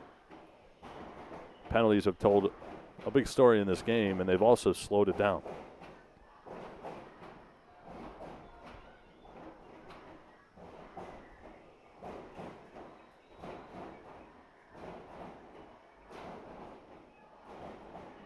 Clock continues to wind. We're under 3 minutes to play in the third quarter.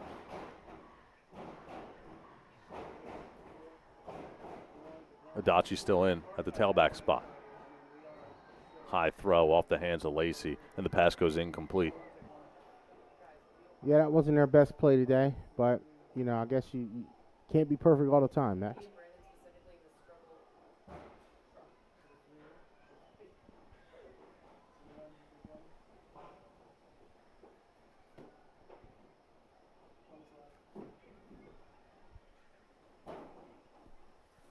Two minutes, 39 seconds left in the third quarter. And if you've noticed, Max, Muhlenberg has really slowed down the tempo, right? Yep. No, without a doubt. We've definitely seen that. It's been a pretty quick third quarter. Adachi gets his number called, trying to work past the edge, and he can't do so. He's swallowed up there. We have yet another penalty marker down on the field. Abdur Rahman, credit him with the tackle, and we'll check the penalty. That's a great effort by Rahman there, just not giving up on the play. Heard a lot from these referees tonight, Nate. Yeah, and to be honest with you, you don't want to hear from the Zebras, man. You know, when they get to talking, we can do better than that. But you know, it has been a highly penalized game today, and both of these coaches will, you know, go back to the drawing board on that. Great pursuit there by Rahman on the stop. We still have not checked the penalty marker as the referees are in discussion around the 30-yard mark. Mm-hmm. Now, when things slow down like this, Nate, in a 28-10 game, who does it favor? Whoever.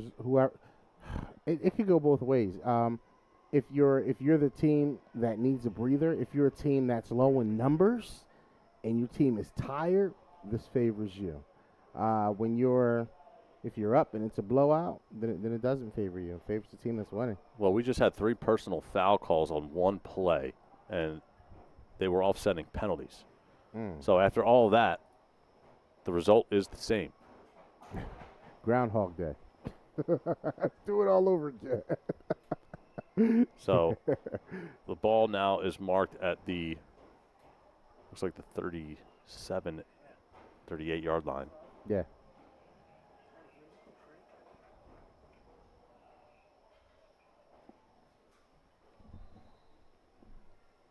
Well, we kind of knew this was going to be a grudge match, and they coming into the game, 2 teams that, at least with Mifflin, that like to run the football. Cam Small gets his fair share of carries. And really, Muhlenberg has impressed.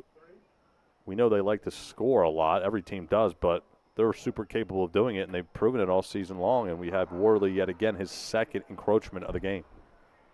So, you know, that's just so frustrating. That's so frustrating. You know, you want to, and you see his teammate trying to encourage him and taps him on the head, say, hey, man, come on, you know, keep your head in the game. Let's get it together. But that's just mental toughness right there. You know, you got to keep your head in the game so that you're not hurting your team in times of strife like this. They really need and are counting on him to do his part. So it's a 5-yard penalty. Moves the football forward across the 40. Small back into the game. He goes in motion. Baez will keep it himself. Not a whole lot of running room, and he's swallowed by a group of white jerseys. Dantali first in on the tackle. Okay, so, and if you're Mifflin, I'll take that. Let's wrap him up. Very little to no yards gained, and, you know, we'll go ahead and do that. While we wait, because they're taking their time out here, I'll tell a quick story, Max. You know, I was at a Muhlenberg football game. This was about 2 years ago, and I didn't know Matt and Rob Flowers that well at that time, but I was really impressed with how Coach Matt Flowers, the head basketball coach, he works the concession stands and does the chain gangs at the football games. How many head coaches are doing that out here? Zero, except for him, I assume, right? Yeah, That's really. awesome. That's super impressive. There's Miller Miller catches again. it in open space, works across the 50-yard line, and brought down just after that. So another third down opportunity wiped away defensively for the Mustangs, and it's a fresh set of downs for the Mules. Fresh set of downs and the clock keeps rolling. But going back to Coach Flowers, I was in awe about what I was seeing as we watched the replay of Mike Miller, do what he does best and, as he's been doing all game. But I was just surprised because when I saw him in the concession stand and then I saw him working the chain games, I said, man, you just don't stop working. This is a coach who believes in service. Double duty, and you got to love to see that as a head coach, especially as players too. They look up to their head coach and they see it's all about character. And that's what it is. When you lead by example, you go out here and you tell these young men, be this, do that, don't act this way. But when they see their leaders emulating excellence, that's what they call a community of winners here in Muhlenberg. Timeout on the field, 28-10 your score. We'll be back after this.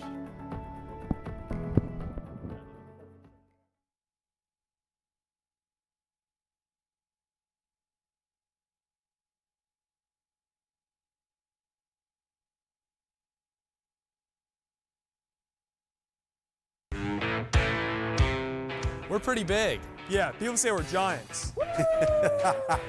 You call that giant? This is giant. At Dean's Auto Plaza, we have a giant selection of quality used cars, trucks, and SUVs, all at prices that will not crush your budget. Okay, he's the real giant. Yeah. Come see why they call Dean's Auto Plaza York's used car giant.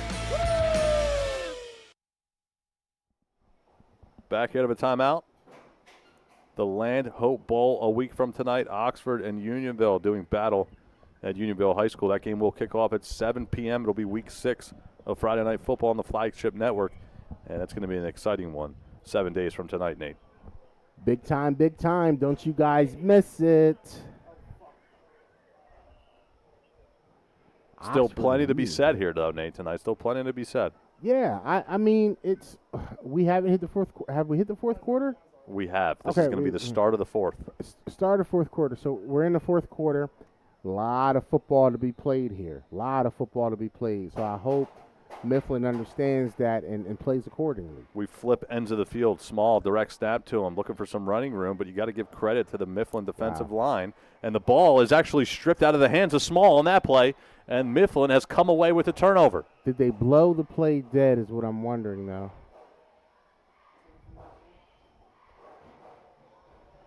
No, they did not. It's They a did not. fumble recovery. How about Wow. that? And I just want to give credit here to Massilian, who was the one who got in there on the stop. And not only that, Nate, when he was able to keep Small on his own 2 feet, I think he just went right in for the strip and kind of ripped it right out of his hands. That's impressive, Well, especially with a player of Small's caliber. Well, that just shows you that he's still hungry. That's twice tonight where we have tried indirectly to say, is this game over? And just like that, it's flipped on its head yet again as the offense of the Mustangs goes back to work. Well, you never know what the football gods have in store for you. All you have to do is just go out there and play hard. Faith Overly without works is nothing. has his number called. He goes up the gut for about 3 yards on first down. Early stages of the fourth quarter, Mifflin trying to make a miraculous comeback. Hey, with 11 seconds, not 11 seconds, with 11 minutes in the fourth quarter left, it can happen.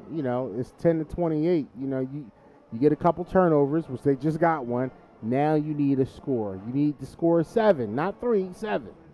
Overlay remains in the game at the tailback spot.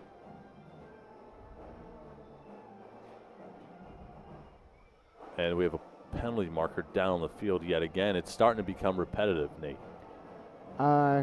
Yeah. Penalty is going to go against the Mules. So with that being said, the ball will be marked at the Muhlenberg 40, what is that, the 47, Nate? Okay, 5-yard penalty. So that's going to put the ball in the Muhlenberg territory on that note. So you come away with a strip fumble, and then you have the penalty. And just like that, you're set up shop in opponent territory. That's pretty solid if you're a Mustang fan.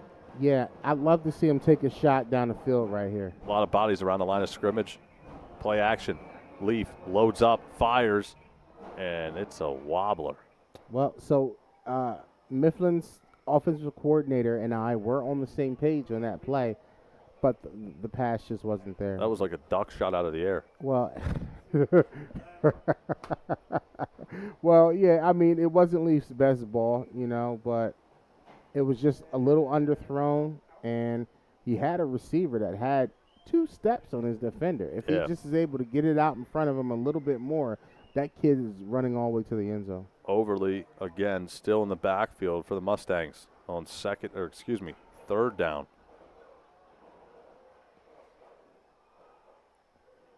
Leaf sends Stewart in motion, hands to Overly. He goes across the 45-yard line, and he'll be brought down around the 43. Yeah, tackled by a gang of blue jerseys there.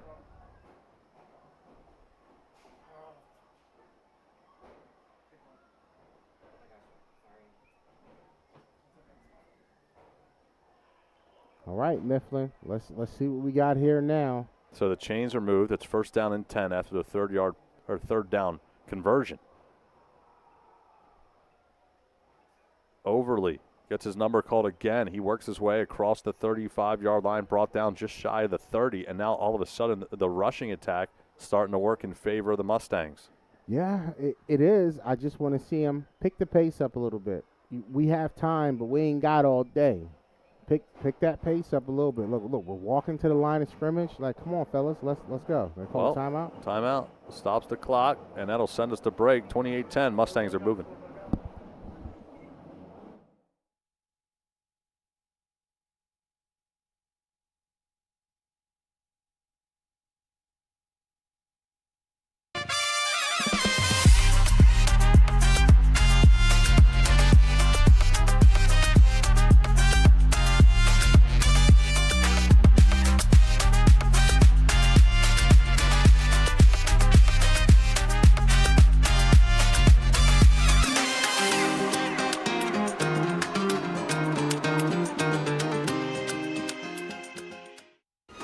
This is Noah Verrett. I'm an offensive and defensive tackle, and you're watching Football Night on Flagship Network.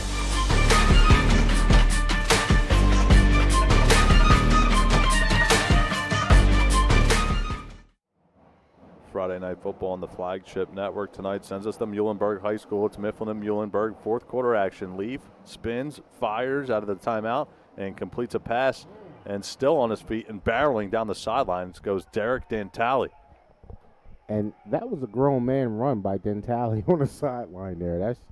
He definitely looked to step in someone's chest on that play. That's good enough for a Mustang first down as they move closer towards the goal line. And again, starting to threaten now as far as the scoring goes into the red zone. But can you see the energy starting to pick up? And they're moving more quickly, I should say, Nate, based on what you said earlier. Stewart in motion. Overly the carry, past the 10-yard line and brought down just shy of the 5. So little by little, not any negative plays recently, Nate, for the Mustangs. Not only that, the penalties haven't been shown here on this drive either. No, they haven't. And I feel like for Mifflin, they need just 1 or 2 more pass plays to soften up this Muhlenberg defense, just to give them an opportunity to have the run game be more effective, I think. Murray spread out wide, one-on-one with Lacey. Leaf gets the defensive line to jump. And that's Cooper Burr. Burr goes into the neutral zone. Yeah. Cooper Burr's a pretty good baseball player, too.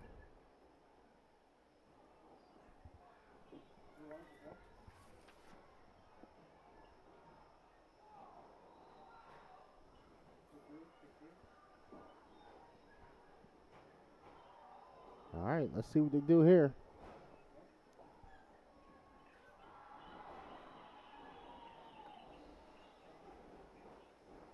Stewart in motion. Overly dropped around the 2-yard line. Cam Small in on that one as well. Under 10 to play. Clock continues to wind. Mifflin needs a quick score and a stop. And a score. And probably another stop. And I do want to give a shout out to number 16, Joseph Rabentz. He was in on that play with Cam Small, too.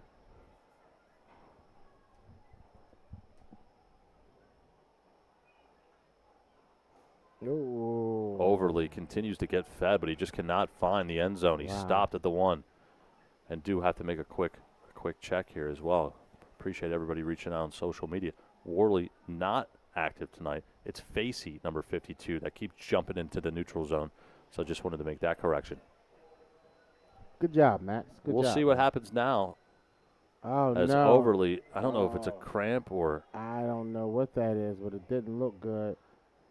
Leaf is into the end zone for a touchdown. Overly collapses. Yeah, that's a cramp. And, you know, Nate, not for nothing, but Leaf able to barrel his way into the end zone. That's 3 straight weeks with a rushing touchdown for LeBron Leaf, and that's going to make it a 28-16 game, pending the extra point. And you know what, Max? We still have a ball game on our hands here.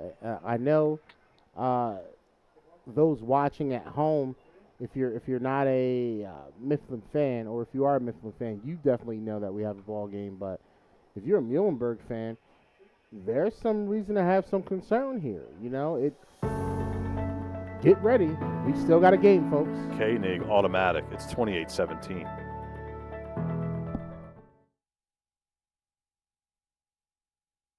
Hey guys, we're heading into No Albies here in West Reading. We've got the West Reading French Fry Fest next Saturday, so we're gonna shoot a little content with Massimo in here for the Visit West Reading Instagram page.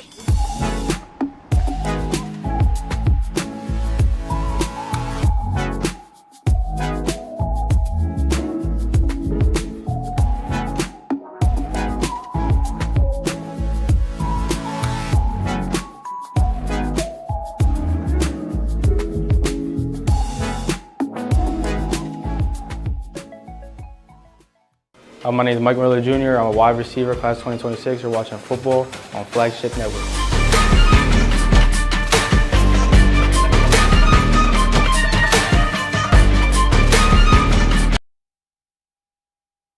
Shout out to Mikey Miller bringing us back from break. Oxford and Unionville, 7 nights from tonight. And it'll be at Unionville. And again, another big-time matchup, the Land Hope Bowl. And that'll be week 6 of Friday Night Football on the Flagship Network. Excited for you guys to join us for that, but we're not done here. Koenig set for, looks like an onside kick. It's a pretty good one. Takes a big-time hop off the hands, and unable to secure it is Stewart on the near sideline. So That ball's was going to be, it was close. Ball will be marked at the 45-yard line of the Mules. That's where they will set up shop on their next offensive possession with 8:45 to play in the fourth quarter. Governor Mifflin needing a stop, to say the least. And you can see they're trying to do whatever they can to give their guys a little jolt, you know, and it just hasn't worked completely yet, and heaven help them if they can't stop this Muhlenberg offense here.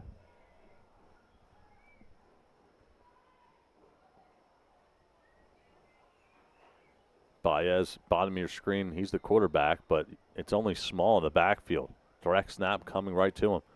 He'll take it, go in between the tackles, and he crosses the 50-yard line, brought down at the 46.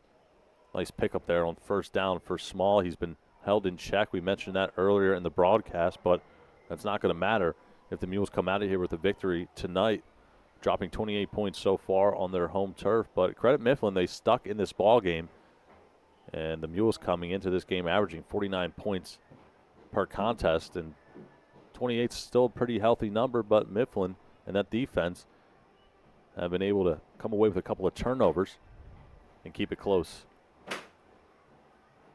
Small again, directly snapped to him. He'll try the left side this time. Dantali really rips him to the ground. Credit him with another man's tackle as he stares over Small. Yeah, that was a grown man's tackle. And, you know, Mifflin has done a really good job of containing Cam Small. he is the leading rusher in the Lancaster Lebanon League. He's got well over 600 yards rushing already in these 5 games, but there are no room for moral victories, Max. You want the W in the column at the end of the night, so Mifflin still has something to play for. Well, Coach Flowers says that's enough of that. Baez back at the quarterback position. Small in motion. Hands that goes to Miller. And again, stops that feet. A little too much dancing there in the backfield, a little flat-footed, and he's brought down around the line of scrimmage.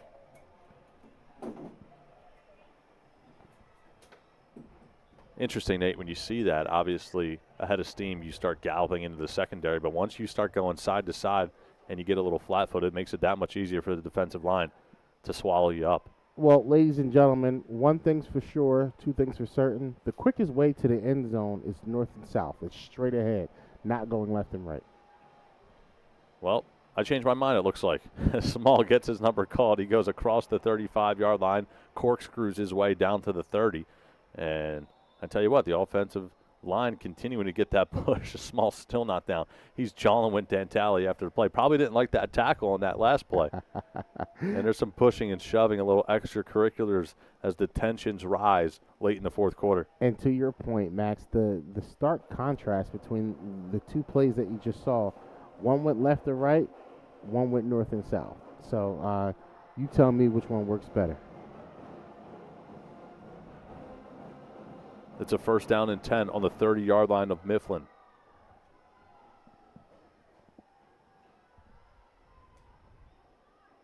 Baez now goes to the top of the screen. And it's a clock management situation possibly at this point, Nate, for Muhlenberg and their offense as Small gets bottled up in the backfield by Stewart immediately. And that's a great play by Stewart. Now, if I'm Mifflin, hey, man, 2nd, 3rd guy in, go for the football.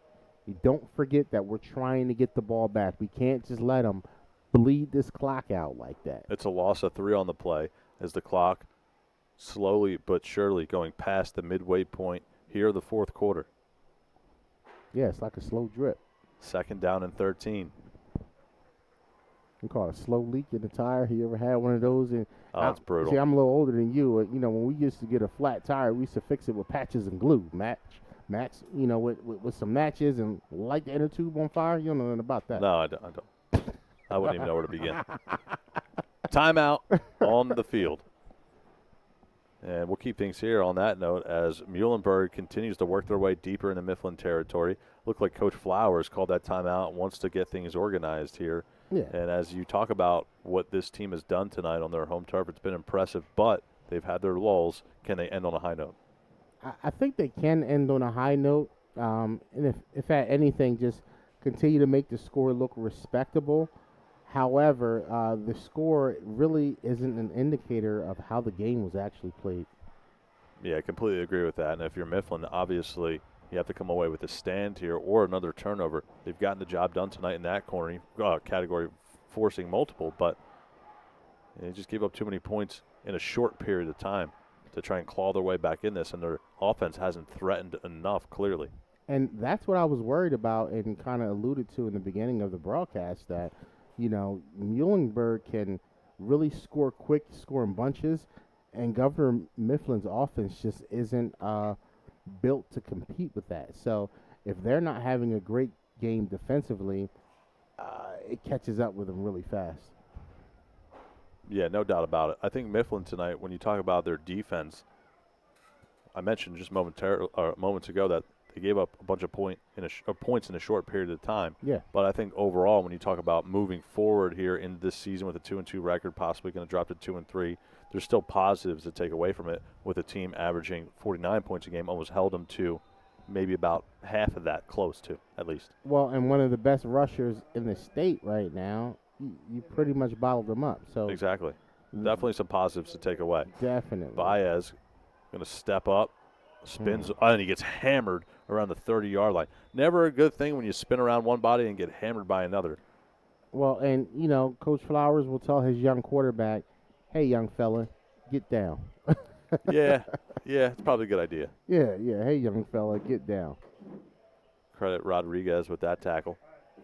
And we're back to the original line of scrimmage at the 30-yard line. Pick up a 3 by Baez.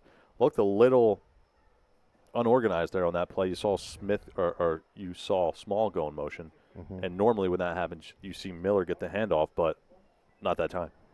No, not that time. They're probably testing some things out here now, just to see what could work in other instances and other situations. Baez fires to the near sideline. It's that man yet again. Miller knocked out of bounds, tackled by Murray. But the way Baez is able to just move with the football, he's got it up near his ear hole, so his form looks good on how he's ready to throw the ball. And then he throws a pass to Mike Miller that's accurate. Look at this. Look at this. Look at it. Bang. And it's on a rope right there. Yep. Great catch. Like, this kid's going to be good. He's only a sophomore. Like, goodness gracious. Heaven help him if he gets an eye for watching film and becomes a film rat, you know? No doubt about it. And he's playing with some confidence here tonight. Late stages of the fourth, takes the snap, hands to his tailback, Small. Small trying to get into the end zone, spins his way down inside of the 3-yard line. Stewart in on the stop right before he got into the end zone. And I tell you what, might just be too much tonight for a Mifflin team that struggled early on, really throughout defensively at certain points. But the momentum really just has never been on their side. I think that's been the biggest storyline. Every time they've answered, the Mules have been able to answer right back. Baez takes the snap, hands to Small. He's bottled up, hit, and stuffed. Man, he's hit 3 times on that play, unable to get into the end zone. I mean, I'll give it to Mifflin. They never gave up. They keep fighting. It's just, you know, I think that's one thing you can take away, and that's all, like you mentioned earlier on in the broadcast, all culture, all leadership by the coaches and whatnot, able to come out of the half when they're down 21-3 and keep their foot on the gas as best they can. But the turnovers hurt them, especially the pick 6 by Miller. You know, two pick sixes, right? If I remember correctly. Small gets the carry, hit immediately. Wow. And again, Mifflin denies the Mules of the end zone. Rodriguez again in on the stop along with Murray. Now, I know I said it before earlier, and a play later it happened, but when you get down here in these close quarters like this, use the outside edge, you know. Fake handoff inside, flick it outside, and see if one of your athletes can beat a Mifflin athlete to the pylon. 3rd down and goal. Or you QB sneak it. Baez gets the defensive line to jump. And that's going to be half the distance to the goal. Yeah, that's... Wade Gordon jumped into the neutral zone. Yeah.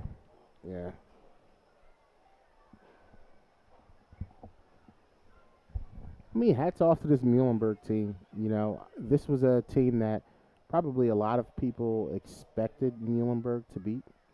So I don't take anything away from what they've done out here today, but they've done it quite handedly, so to speak. We'll talk about in previous seasons too, Nate. Obviously, they've had their struggles, but this year, if they're able to hold on, it'll be a 5-0 start under Coach Flowers.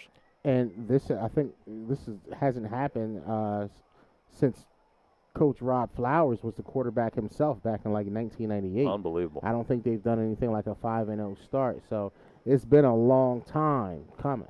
Well, it's a 15-yard penalty, and did not see the extracurriculars.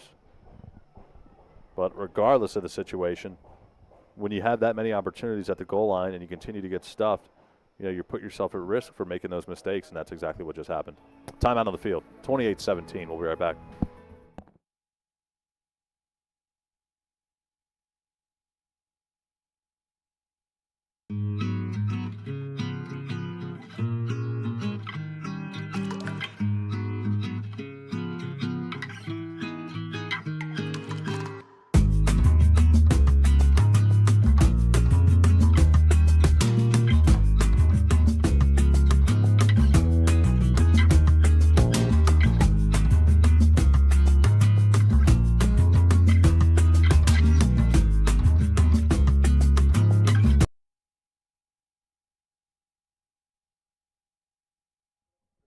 out of a timeout. Under 3 to play in the fourth quarter. Mifflin has been throwing punch after punch and taking punch after punch. They're down 28-17, but they continue to make a wall on the goal line and deny the Muhlenberg Mules of a touchdown. And then you had the 15-yard penalty to back them up across their own 15. Well, and I was just fact-checked during the break, so there's a strong possibility that there may have been a team somewhere in around 2006 who may have had a 5-0 start. So we'll go back and double-check that, but I hate to not give love to people who deserve love. A shout-out to our producer for having that quick sports knowledge at his disposal right Well, I there. tell you what, still, twice in 27 years is still crazy. You think? Baez, clean pocket all night long, and it's incomplete. Oh. And that's Christian Coley right there. Coley not have his number called too much tonight, but I know he's frustrated. No, I mean slightly, but let's talk about him a little bit. Christian Coley is a guy who's high character, super unselfish. Imagine being the starting quarterback the year before and then being so unselfish that you're willing to go and play tight end. You're willing to not only look to catch passes, but you're willing to be an extension of the offensive line and block for your quarterback and do whatever it takes for your team to win. And this is why Muhlenberg is having this kind of success.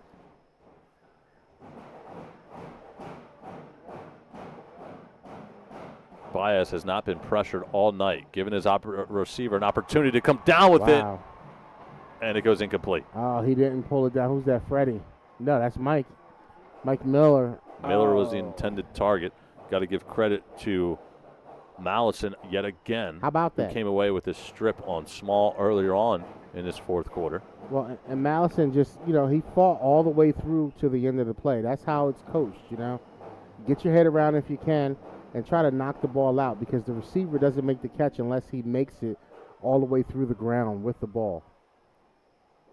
So it's, that's just a great defensive play. So the Mustangs able to stay up,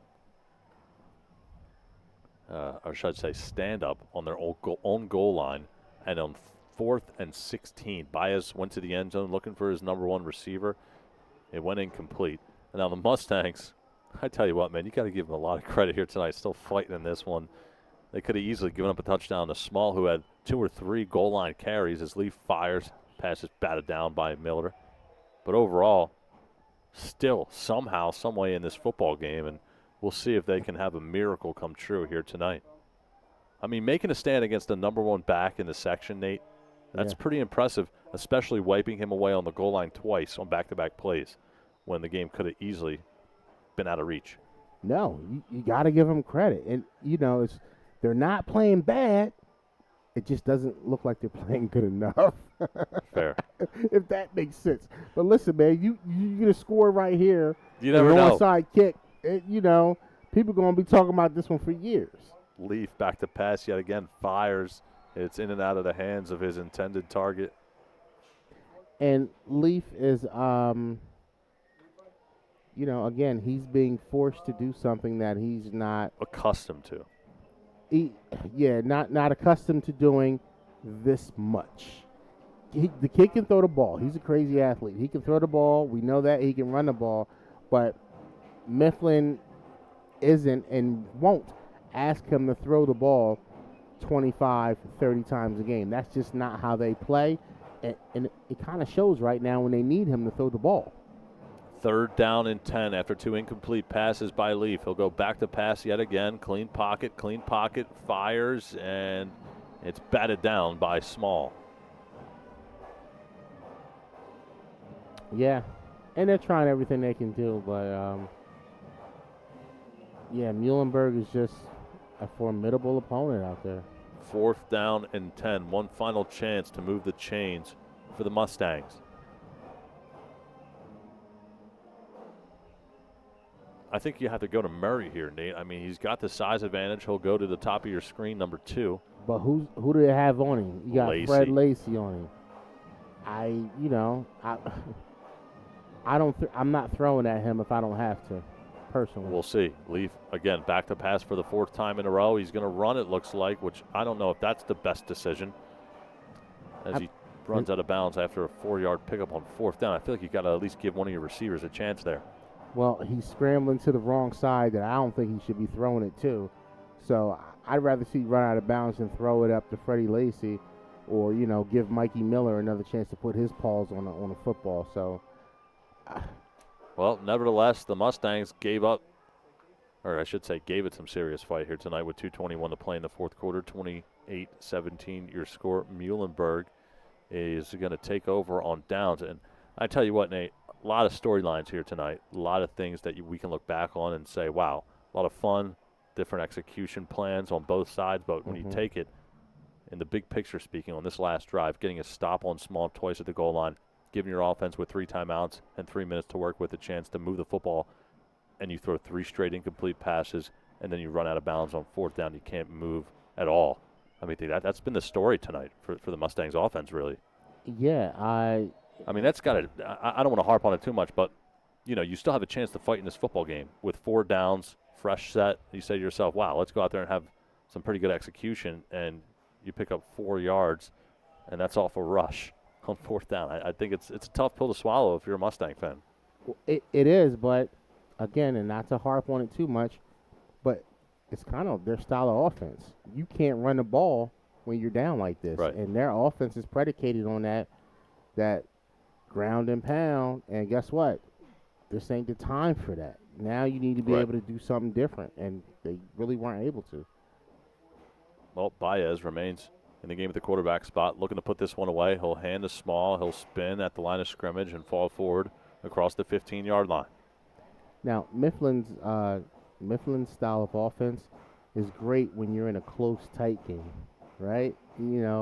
That's when you want to see, okay, let's let the big guys grind it out up front.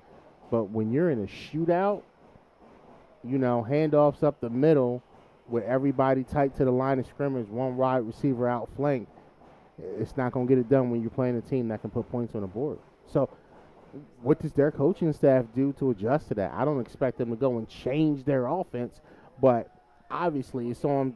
We're looking at it now. You put some points up on them, they're going to have a hard time coming back. 2 lethal weapons in the backfield. Small goes in motion. Miller gets the carry, and he stays on his feet, spins off one defender, punches through another, and he runs down the sideline, tiptoeing, and into the end zone. Mikey Miller, his 3rd total touchdown of the game, his 2nd offensively. Well, and, number 78, Noah Veru, I think I pronounced that correctly, Veru, he just didn't wrap him up. He just didn't wrap up, and then no one else proceeded to wrap up. And that's when you have to go and look at your fundamental of football, your fundamentals of football, the tackling. I couldn't see it there, but look, 1, 2. I see at least 3, almost 4 guys who had a chance to tackle Mike Miller. And, that took the wind out of the sail. And look, Miller's cramping up on the sideline, as he should. He started to run track out there around the track. So get that guy some electrolytes, please. Get him a Pedialyte. Ain't that what they do? Yeah. Pedialyte. Hey, listen, you know better than me. I was going to say Pediasure. I was thinking of Ensure. But I was going to say a pediatrician. Well, that's the doctor. That's the kid's doctor. Yeah, that's all I got. Pedialyte is what you give to the babies to help keep them hydrated because they can't be drinking a whole lot of juice and stuff. It's a little sweet, but it's a cliche. You learn something new every day, but it is true. Extra point is good by Shupp, and we will head to what will likely be our final break of the night, 35-17 your score.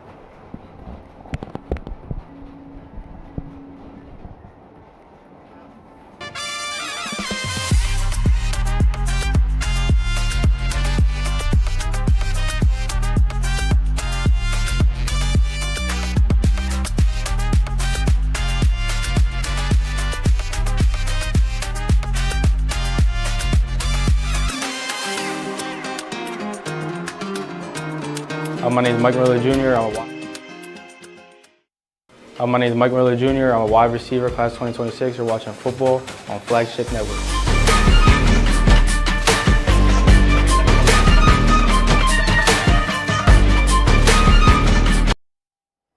Back out of a timeout, Max Gretzula, Nate Govan on the call with you. Week number 5 of Friday Night Football on the Flagship Network. And Muhlenberg, who came into this game averaging 49 points per game, has put up 35 on their home turf and will look to beat Mifflin for the first time since 2004, and that cannot be overstated. Nope, not at all. Not at all. Specifically after that last play. And, that kind of sums up the game. A lot of missed tackles on one end, explosive plays on the other end. It's just been a very tough game for Mifflin tonight. Squib kick out of bounds around the 50-yard line, and no one touched it, so that's going to be a penalty marker. And Mifflin now. Come on, some pushing and shoving going on after the play. Let's not get chippy, man, and that's what happens when frustration sets in. Now you're losing your cool in addition to your discipline. Let's not do that, fellas. We got young kids out here watching the game, and you want to teach them the right way to win and lose. Well, the referees have had their fingerprints on this one all night long. It seems we've heard from them time and time again. Oh yeah. They're like little kids on a glass door, right? Your fingerprints on little kids on a glass door. That's great. I tell you that, man. That's great. All right, you guys. If you're at home listening, I hope that you really, I hope that you enjoy Max and I. We really enjoy coming out here and calling these games and trying to give you the best commentary experience that we possibly can. And we love doing it for you, man. So we hope you guys really enjoy it, and we can't wait to be back and do it again with you guys. No doubt about it. Such a blessing. Crazy that we're already halfway through the season, but It's been a lot of fun throughout. Mustangs will start this possession in enemy territory. Leaf back to pass. Very rare saying that as much as I've had tonight. Mm-hmm. Using his lineman as some blockers, charging upfield, and he's tackled from behind across the 40-yard line. Maybe one more play offensively if they want, as looks like Keone's shaking up number 92 after the play, one of the leading tacklers on this Muhlenberg team, so hopefully he's good. But, yeah, it looks like one final play here, and Leaf will just take a knee. Yeah. And that's a sign of respect by the Mustangs. Yep. And that'll do it here tonight, everyone. No mas. Muhlenberg, 35. Governor Mifflin, 17. And it was a crazy offensive performance by our player of the game, Mike Miller, number 18. And our player of the game is brought to you by the Reading Raptors. It's Miller time, baby. It's Miller time. Well, I tell you what, Miller with 2 offensive touchdowns, 1 pick 6. And he is your player of the game tonight. And I'm sure it's going to be a lot of talk around campus about how much he was able to do for this team, really not only tonight, but the whole season throughout. Yeah, he's such an integral part of what Muhlenberg does. And he showed it again tonight, offensively, defensively. He did everything that you could have asked him to do and some. Well, Muhlenberg improves to 5-0 on the season. First time they've done that since the early 2000s. Wow. And Mifflin, with the loss, drops to 2-3 on the year. Still a lot to improve on, but when you talk about the record overall, hey, still opportunity for them to 3 losses if they right the wrongs. Yeah, 3 losses on the season. We'll have to look at where they are in league play to see, if maybe they have a chance to sneak into the playoffs as like you never know. Seed or something. But you never ever know. Stranger things have happened, and Max, that's why they play the game. Well, final score, 35-17. That's presented by Dean's Auto Plaza, and our player of the game, presented by the Reading Raptors, is Mike Miller, and he's repping Friday night on the Flagship Network. So we appreciate him doing that post game. Well, 35-17, your final score tonight. And we will be back after this one, Nate. Wrap things up in the post-game show after this.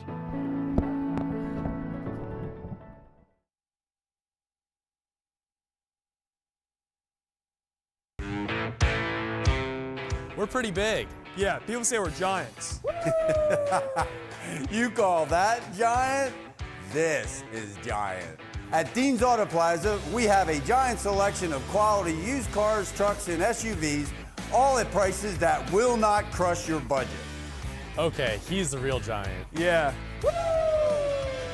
Come see why they call Dean's Auto Plaza York's used car giant.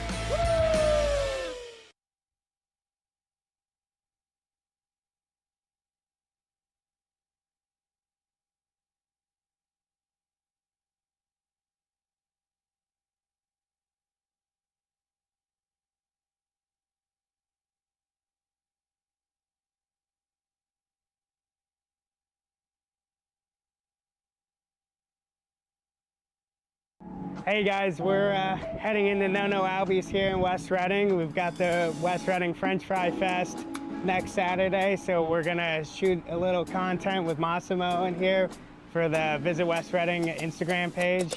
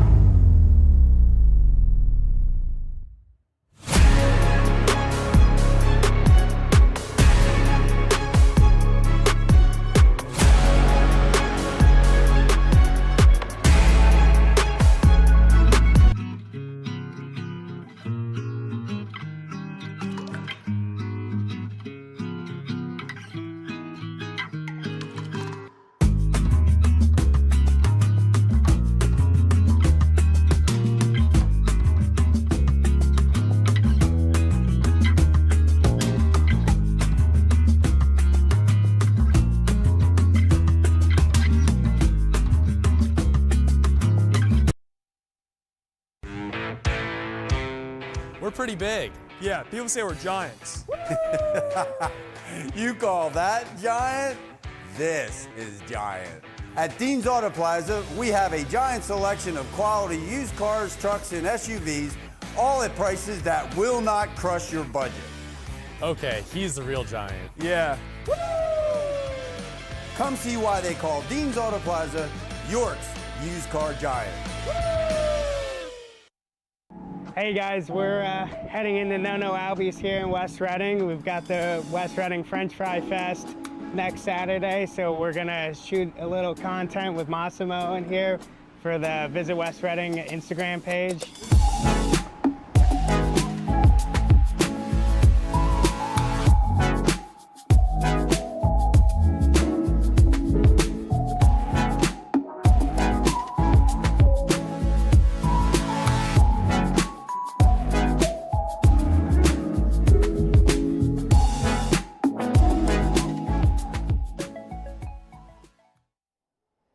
Welcome back to Muhlenberg High School, everyone. Dean's Auto Plaza, final score of the game, 35-17, Mules win. And we'll bring you into the broadcast booth momentarily, everyone. My name is Max Gretzel, Nico Van, Danny P with you guys tonight. Obviously, I had a lot of fun to be part of, kind of sandwiched up here. But I will say this, Nate, the Mules improved to 5-0. They kind of earned it here tonight from start to finish. Oh, yeah, they definitely earned it. Offensively, they came out with the firepower, and defensively, they really bottled up Mifflin and made them become one-dimensional. Yeah, you talk about what LeBron Leave has done this season so far, especially with his legs. He wasn't able to do that here tonight, especially because of the fact they got down so early. That's right. And that never helps. What say you, Danny P? Yeah, I mean, let me start with this. Coming out of the half, You're up 21-3. 16-play, 93-yard drive that took off 7 minutes of the clock. Wow. And by that Talk point, about that. when they scored, Yeah, 100%. you're up 18 at that point with most of the second half drained to kind of put Mifflin in a spot where they needed to really just pass the ball, take away LeBron Leaf's ability to run. And we talked about this too, Nate. When you mentioned it on the broadcast, the passing, he's just not used to. He's capable, but he's not used to doing it as much as he has. Not to be the bell cow passing the ball, but Danny, what I wanted to ask you, because you were down there on the field and able to really watch and get a sense for the energy. What was Mifflin's energy like? I was worried that they would never get it back. Yeah, Mifflin got that energy right at the start. They got that early interception. I thought the turning point was actually the onside kick, which then led to that 48-yard touchdown pass that really got the scoring going for Muhlenberg. And from there, it just felt like Muhlenberg had all this momentum, followed up by that pick six. You could see on the sideline. That got everyone on the team going. That got them pumped up. Crowd was electric tonight for Muhlenberg. I think the home field advantage definitely played a big factor tonight for Mules. I think the record, too, outside of it, with the 5-0 record, they were able to produce at a high level without Cam Small having one of those Cam Small type of games. Well, and I'm glad you said that, because what we're really talking about is just the other athletes that are on the Muhlenberg team. Yeah. And Mifflin just didn't have those same athletes, and this is kind of what happens. Well, a week from tonight, we will be at Unionville High School, Oxford and Unionville. Myself, Danny Pete, on the call. Looking forward to that one. Learned off camera there's 2 gas stations right down the street from each other. We got some good sponsorship from them, so appreciate them jumping on, joining us for the Landho Bowl. Can't do it without the sponsors. Danny P, looking forward to having you on the broadcast. Can't wait to see how you guys work things out. I know it's going to be special. Glad to have you. Should be a fantastic game. Can't wait to make my debut, especially in a bowl game. We got some sponsors for it, too. So you're going to tear it up, baby. You're going to tear it up. We're excited for that. 7 nights from tonight. We appreciate everyone who tuned in tonight, week number 5. Week number 6 will take place 7 nights from tonight, 7 p.m. start at Unionville High School. Again, Friday nights are back right here on the Flagship Network, everyone. For Danny P., Nate Van, my name is Max Pretzel, saying so long from Muhlenberg High School. The Mules win 35-17.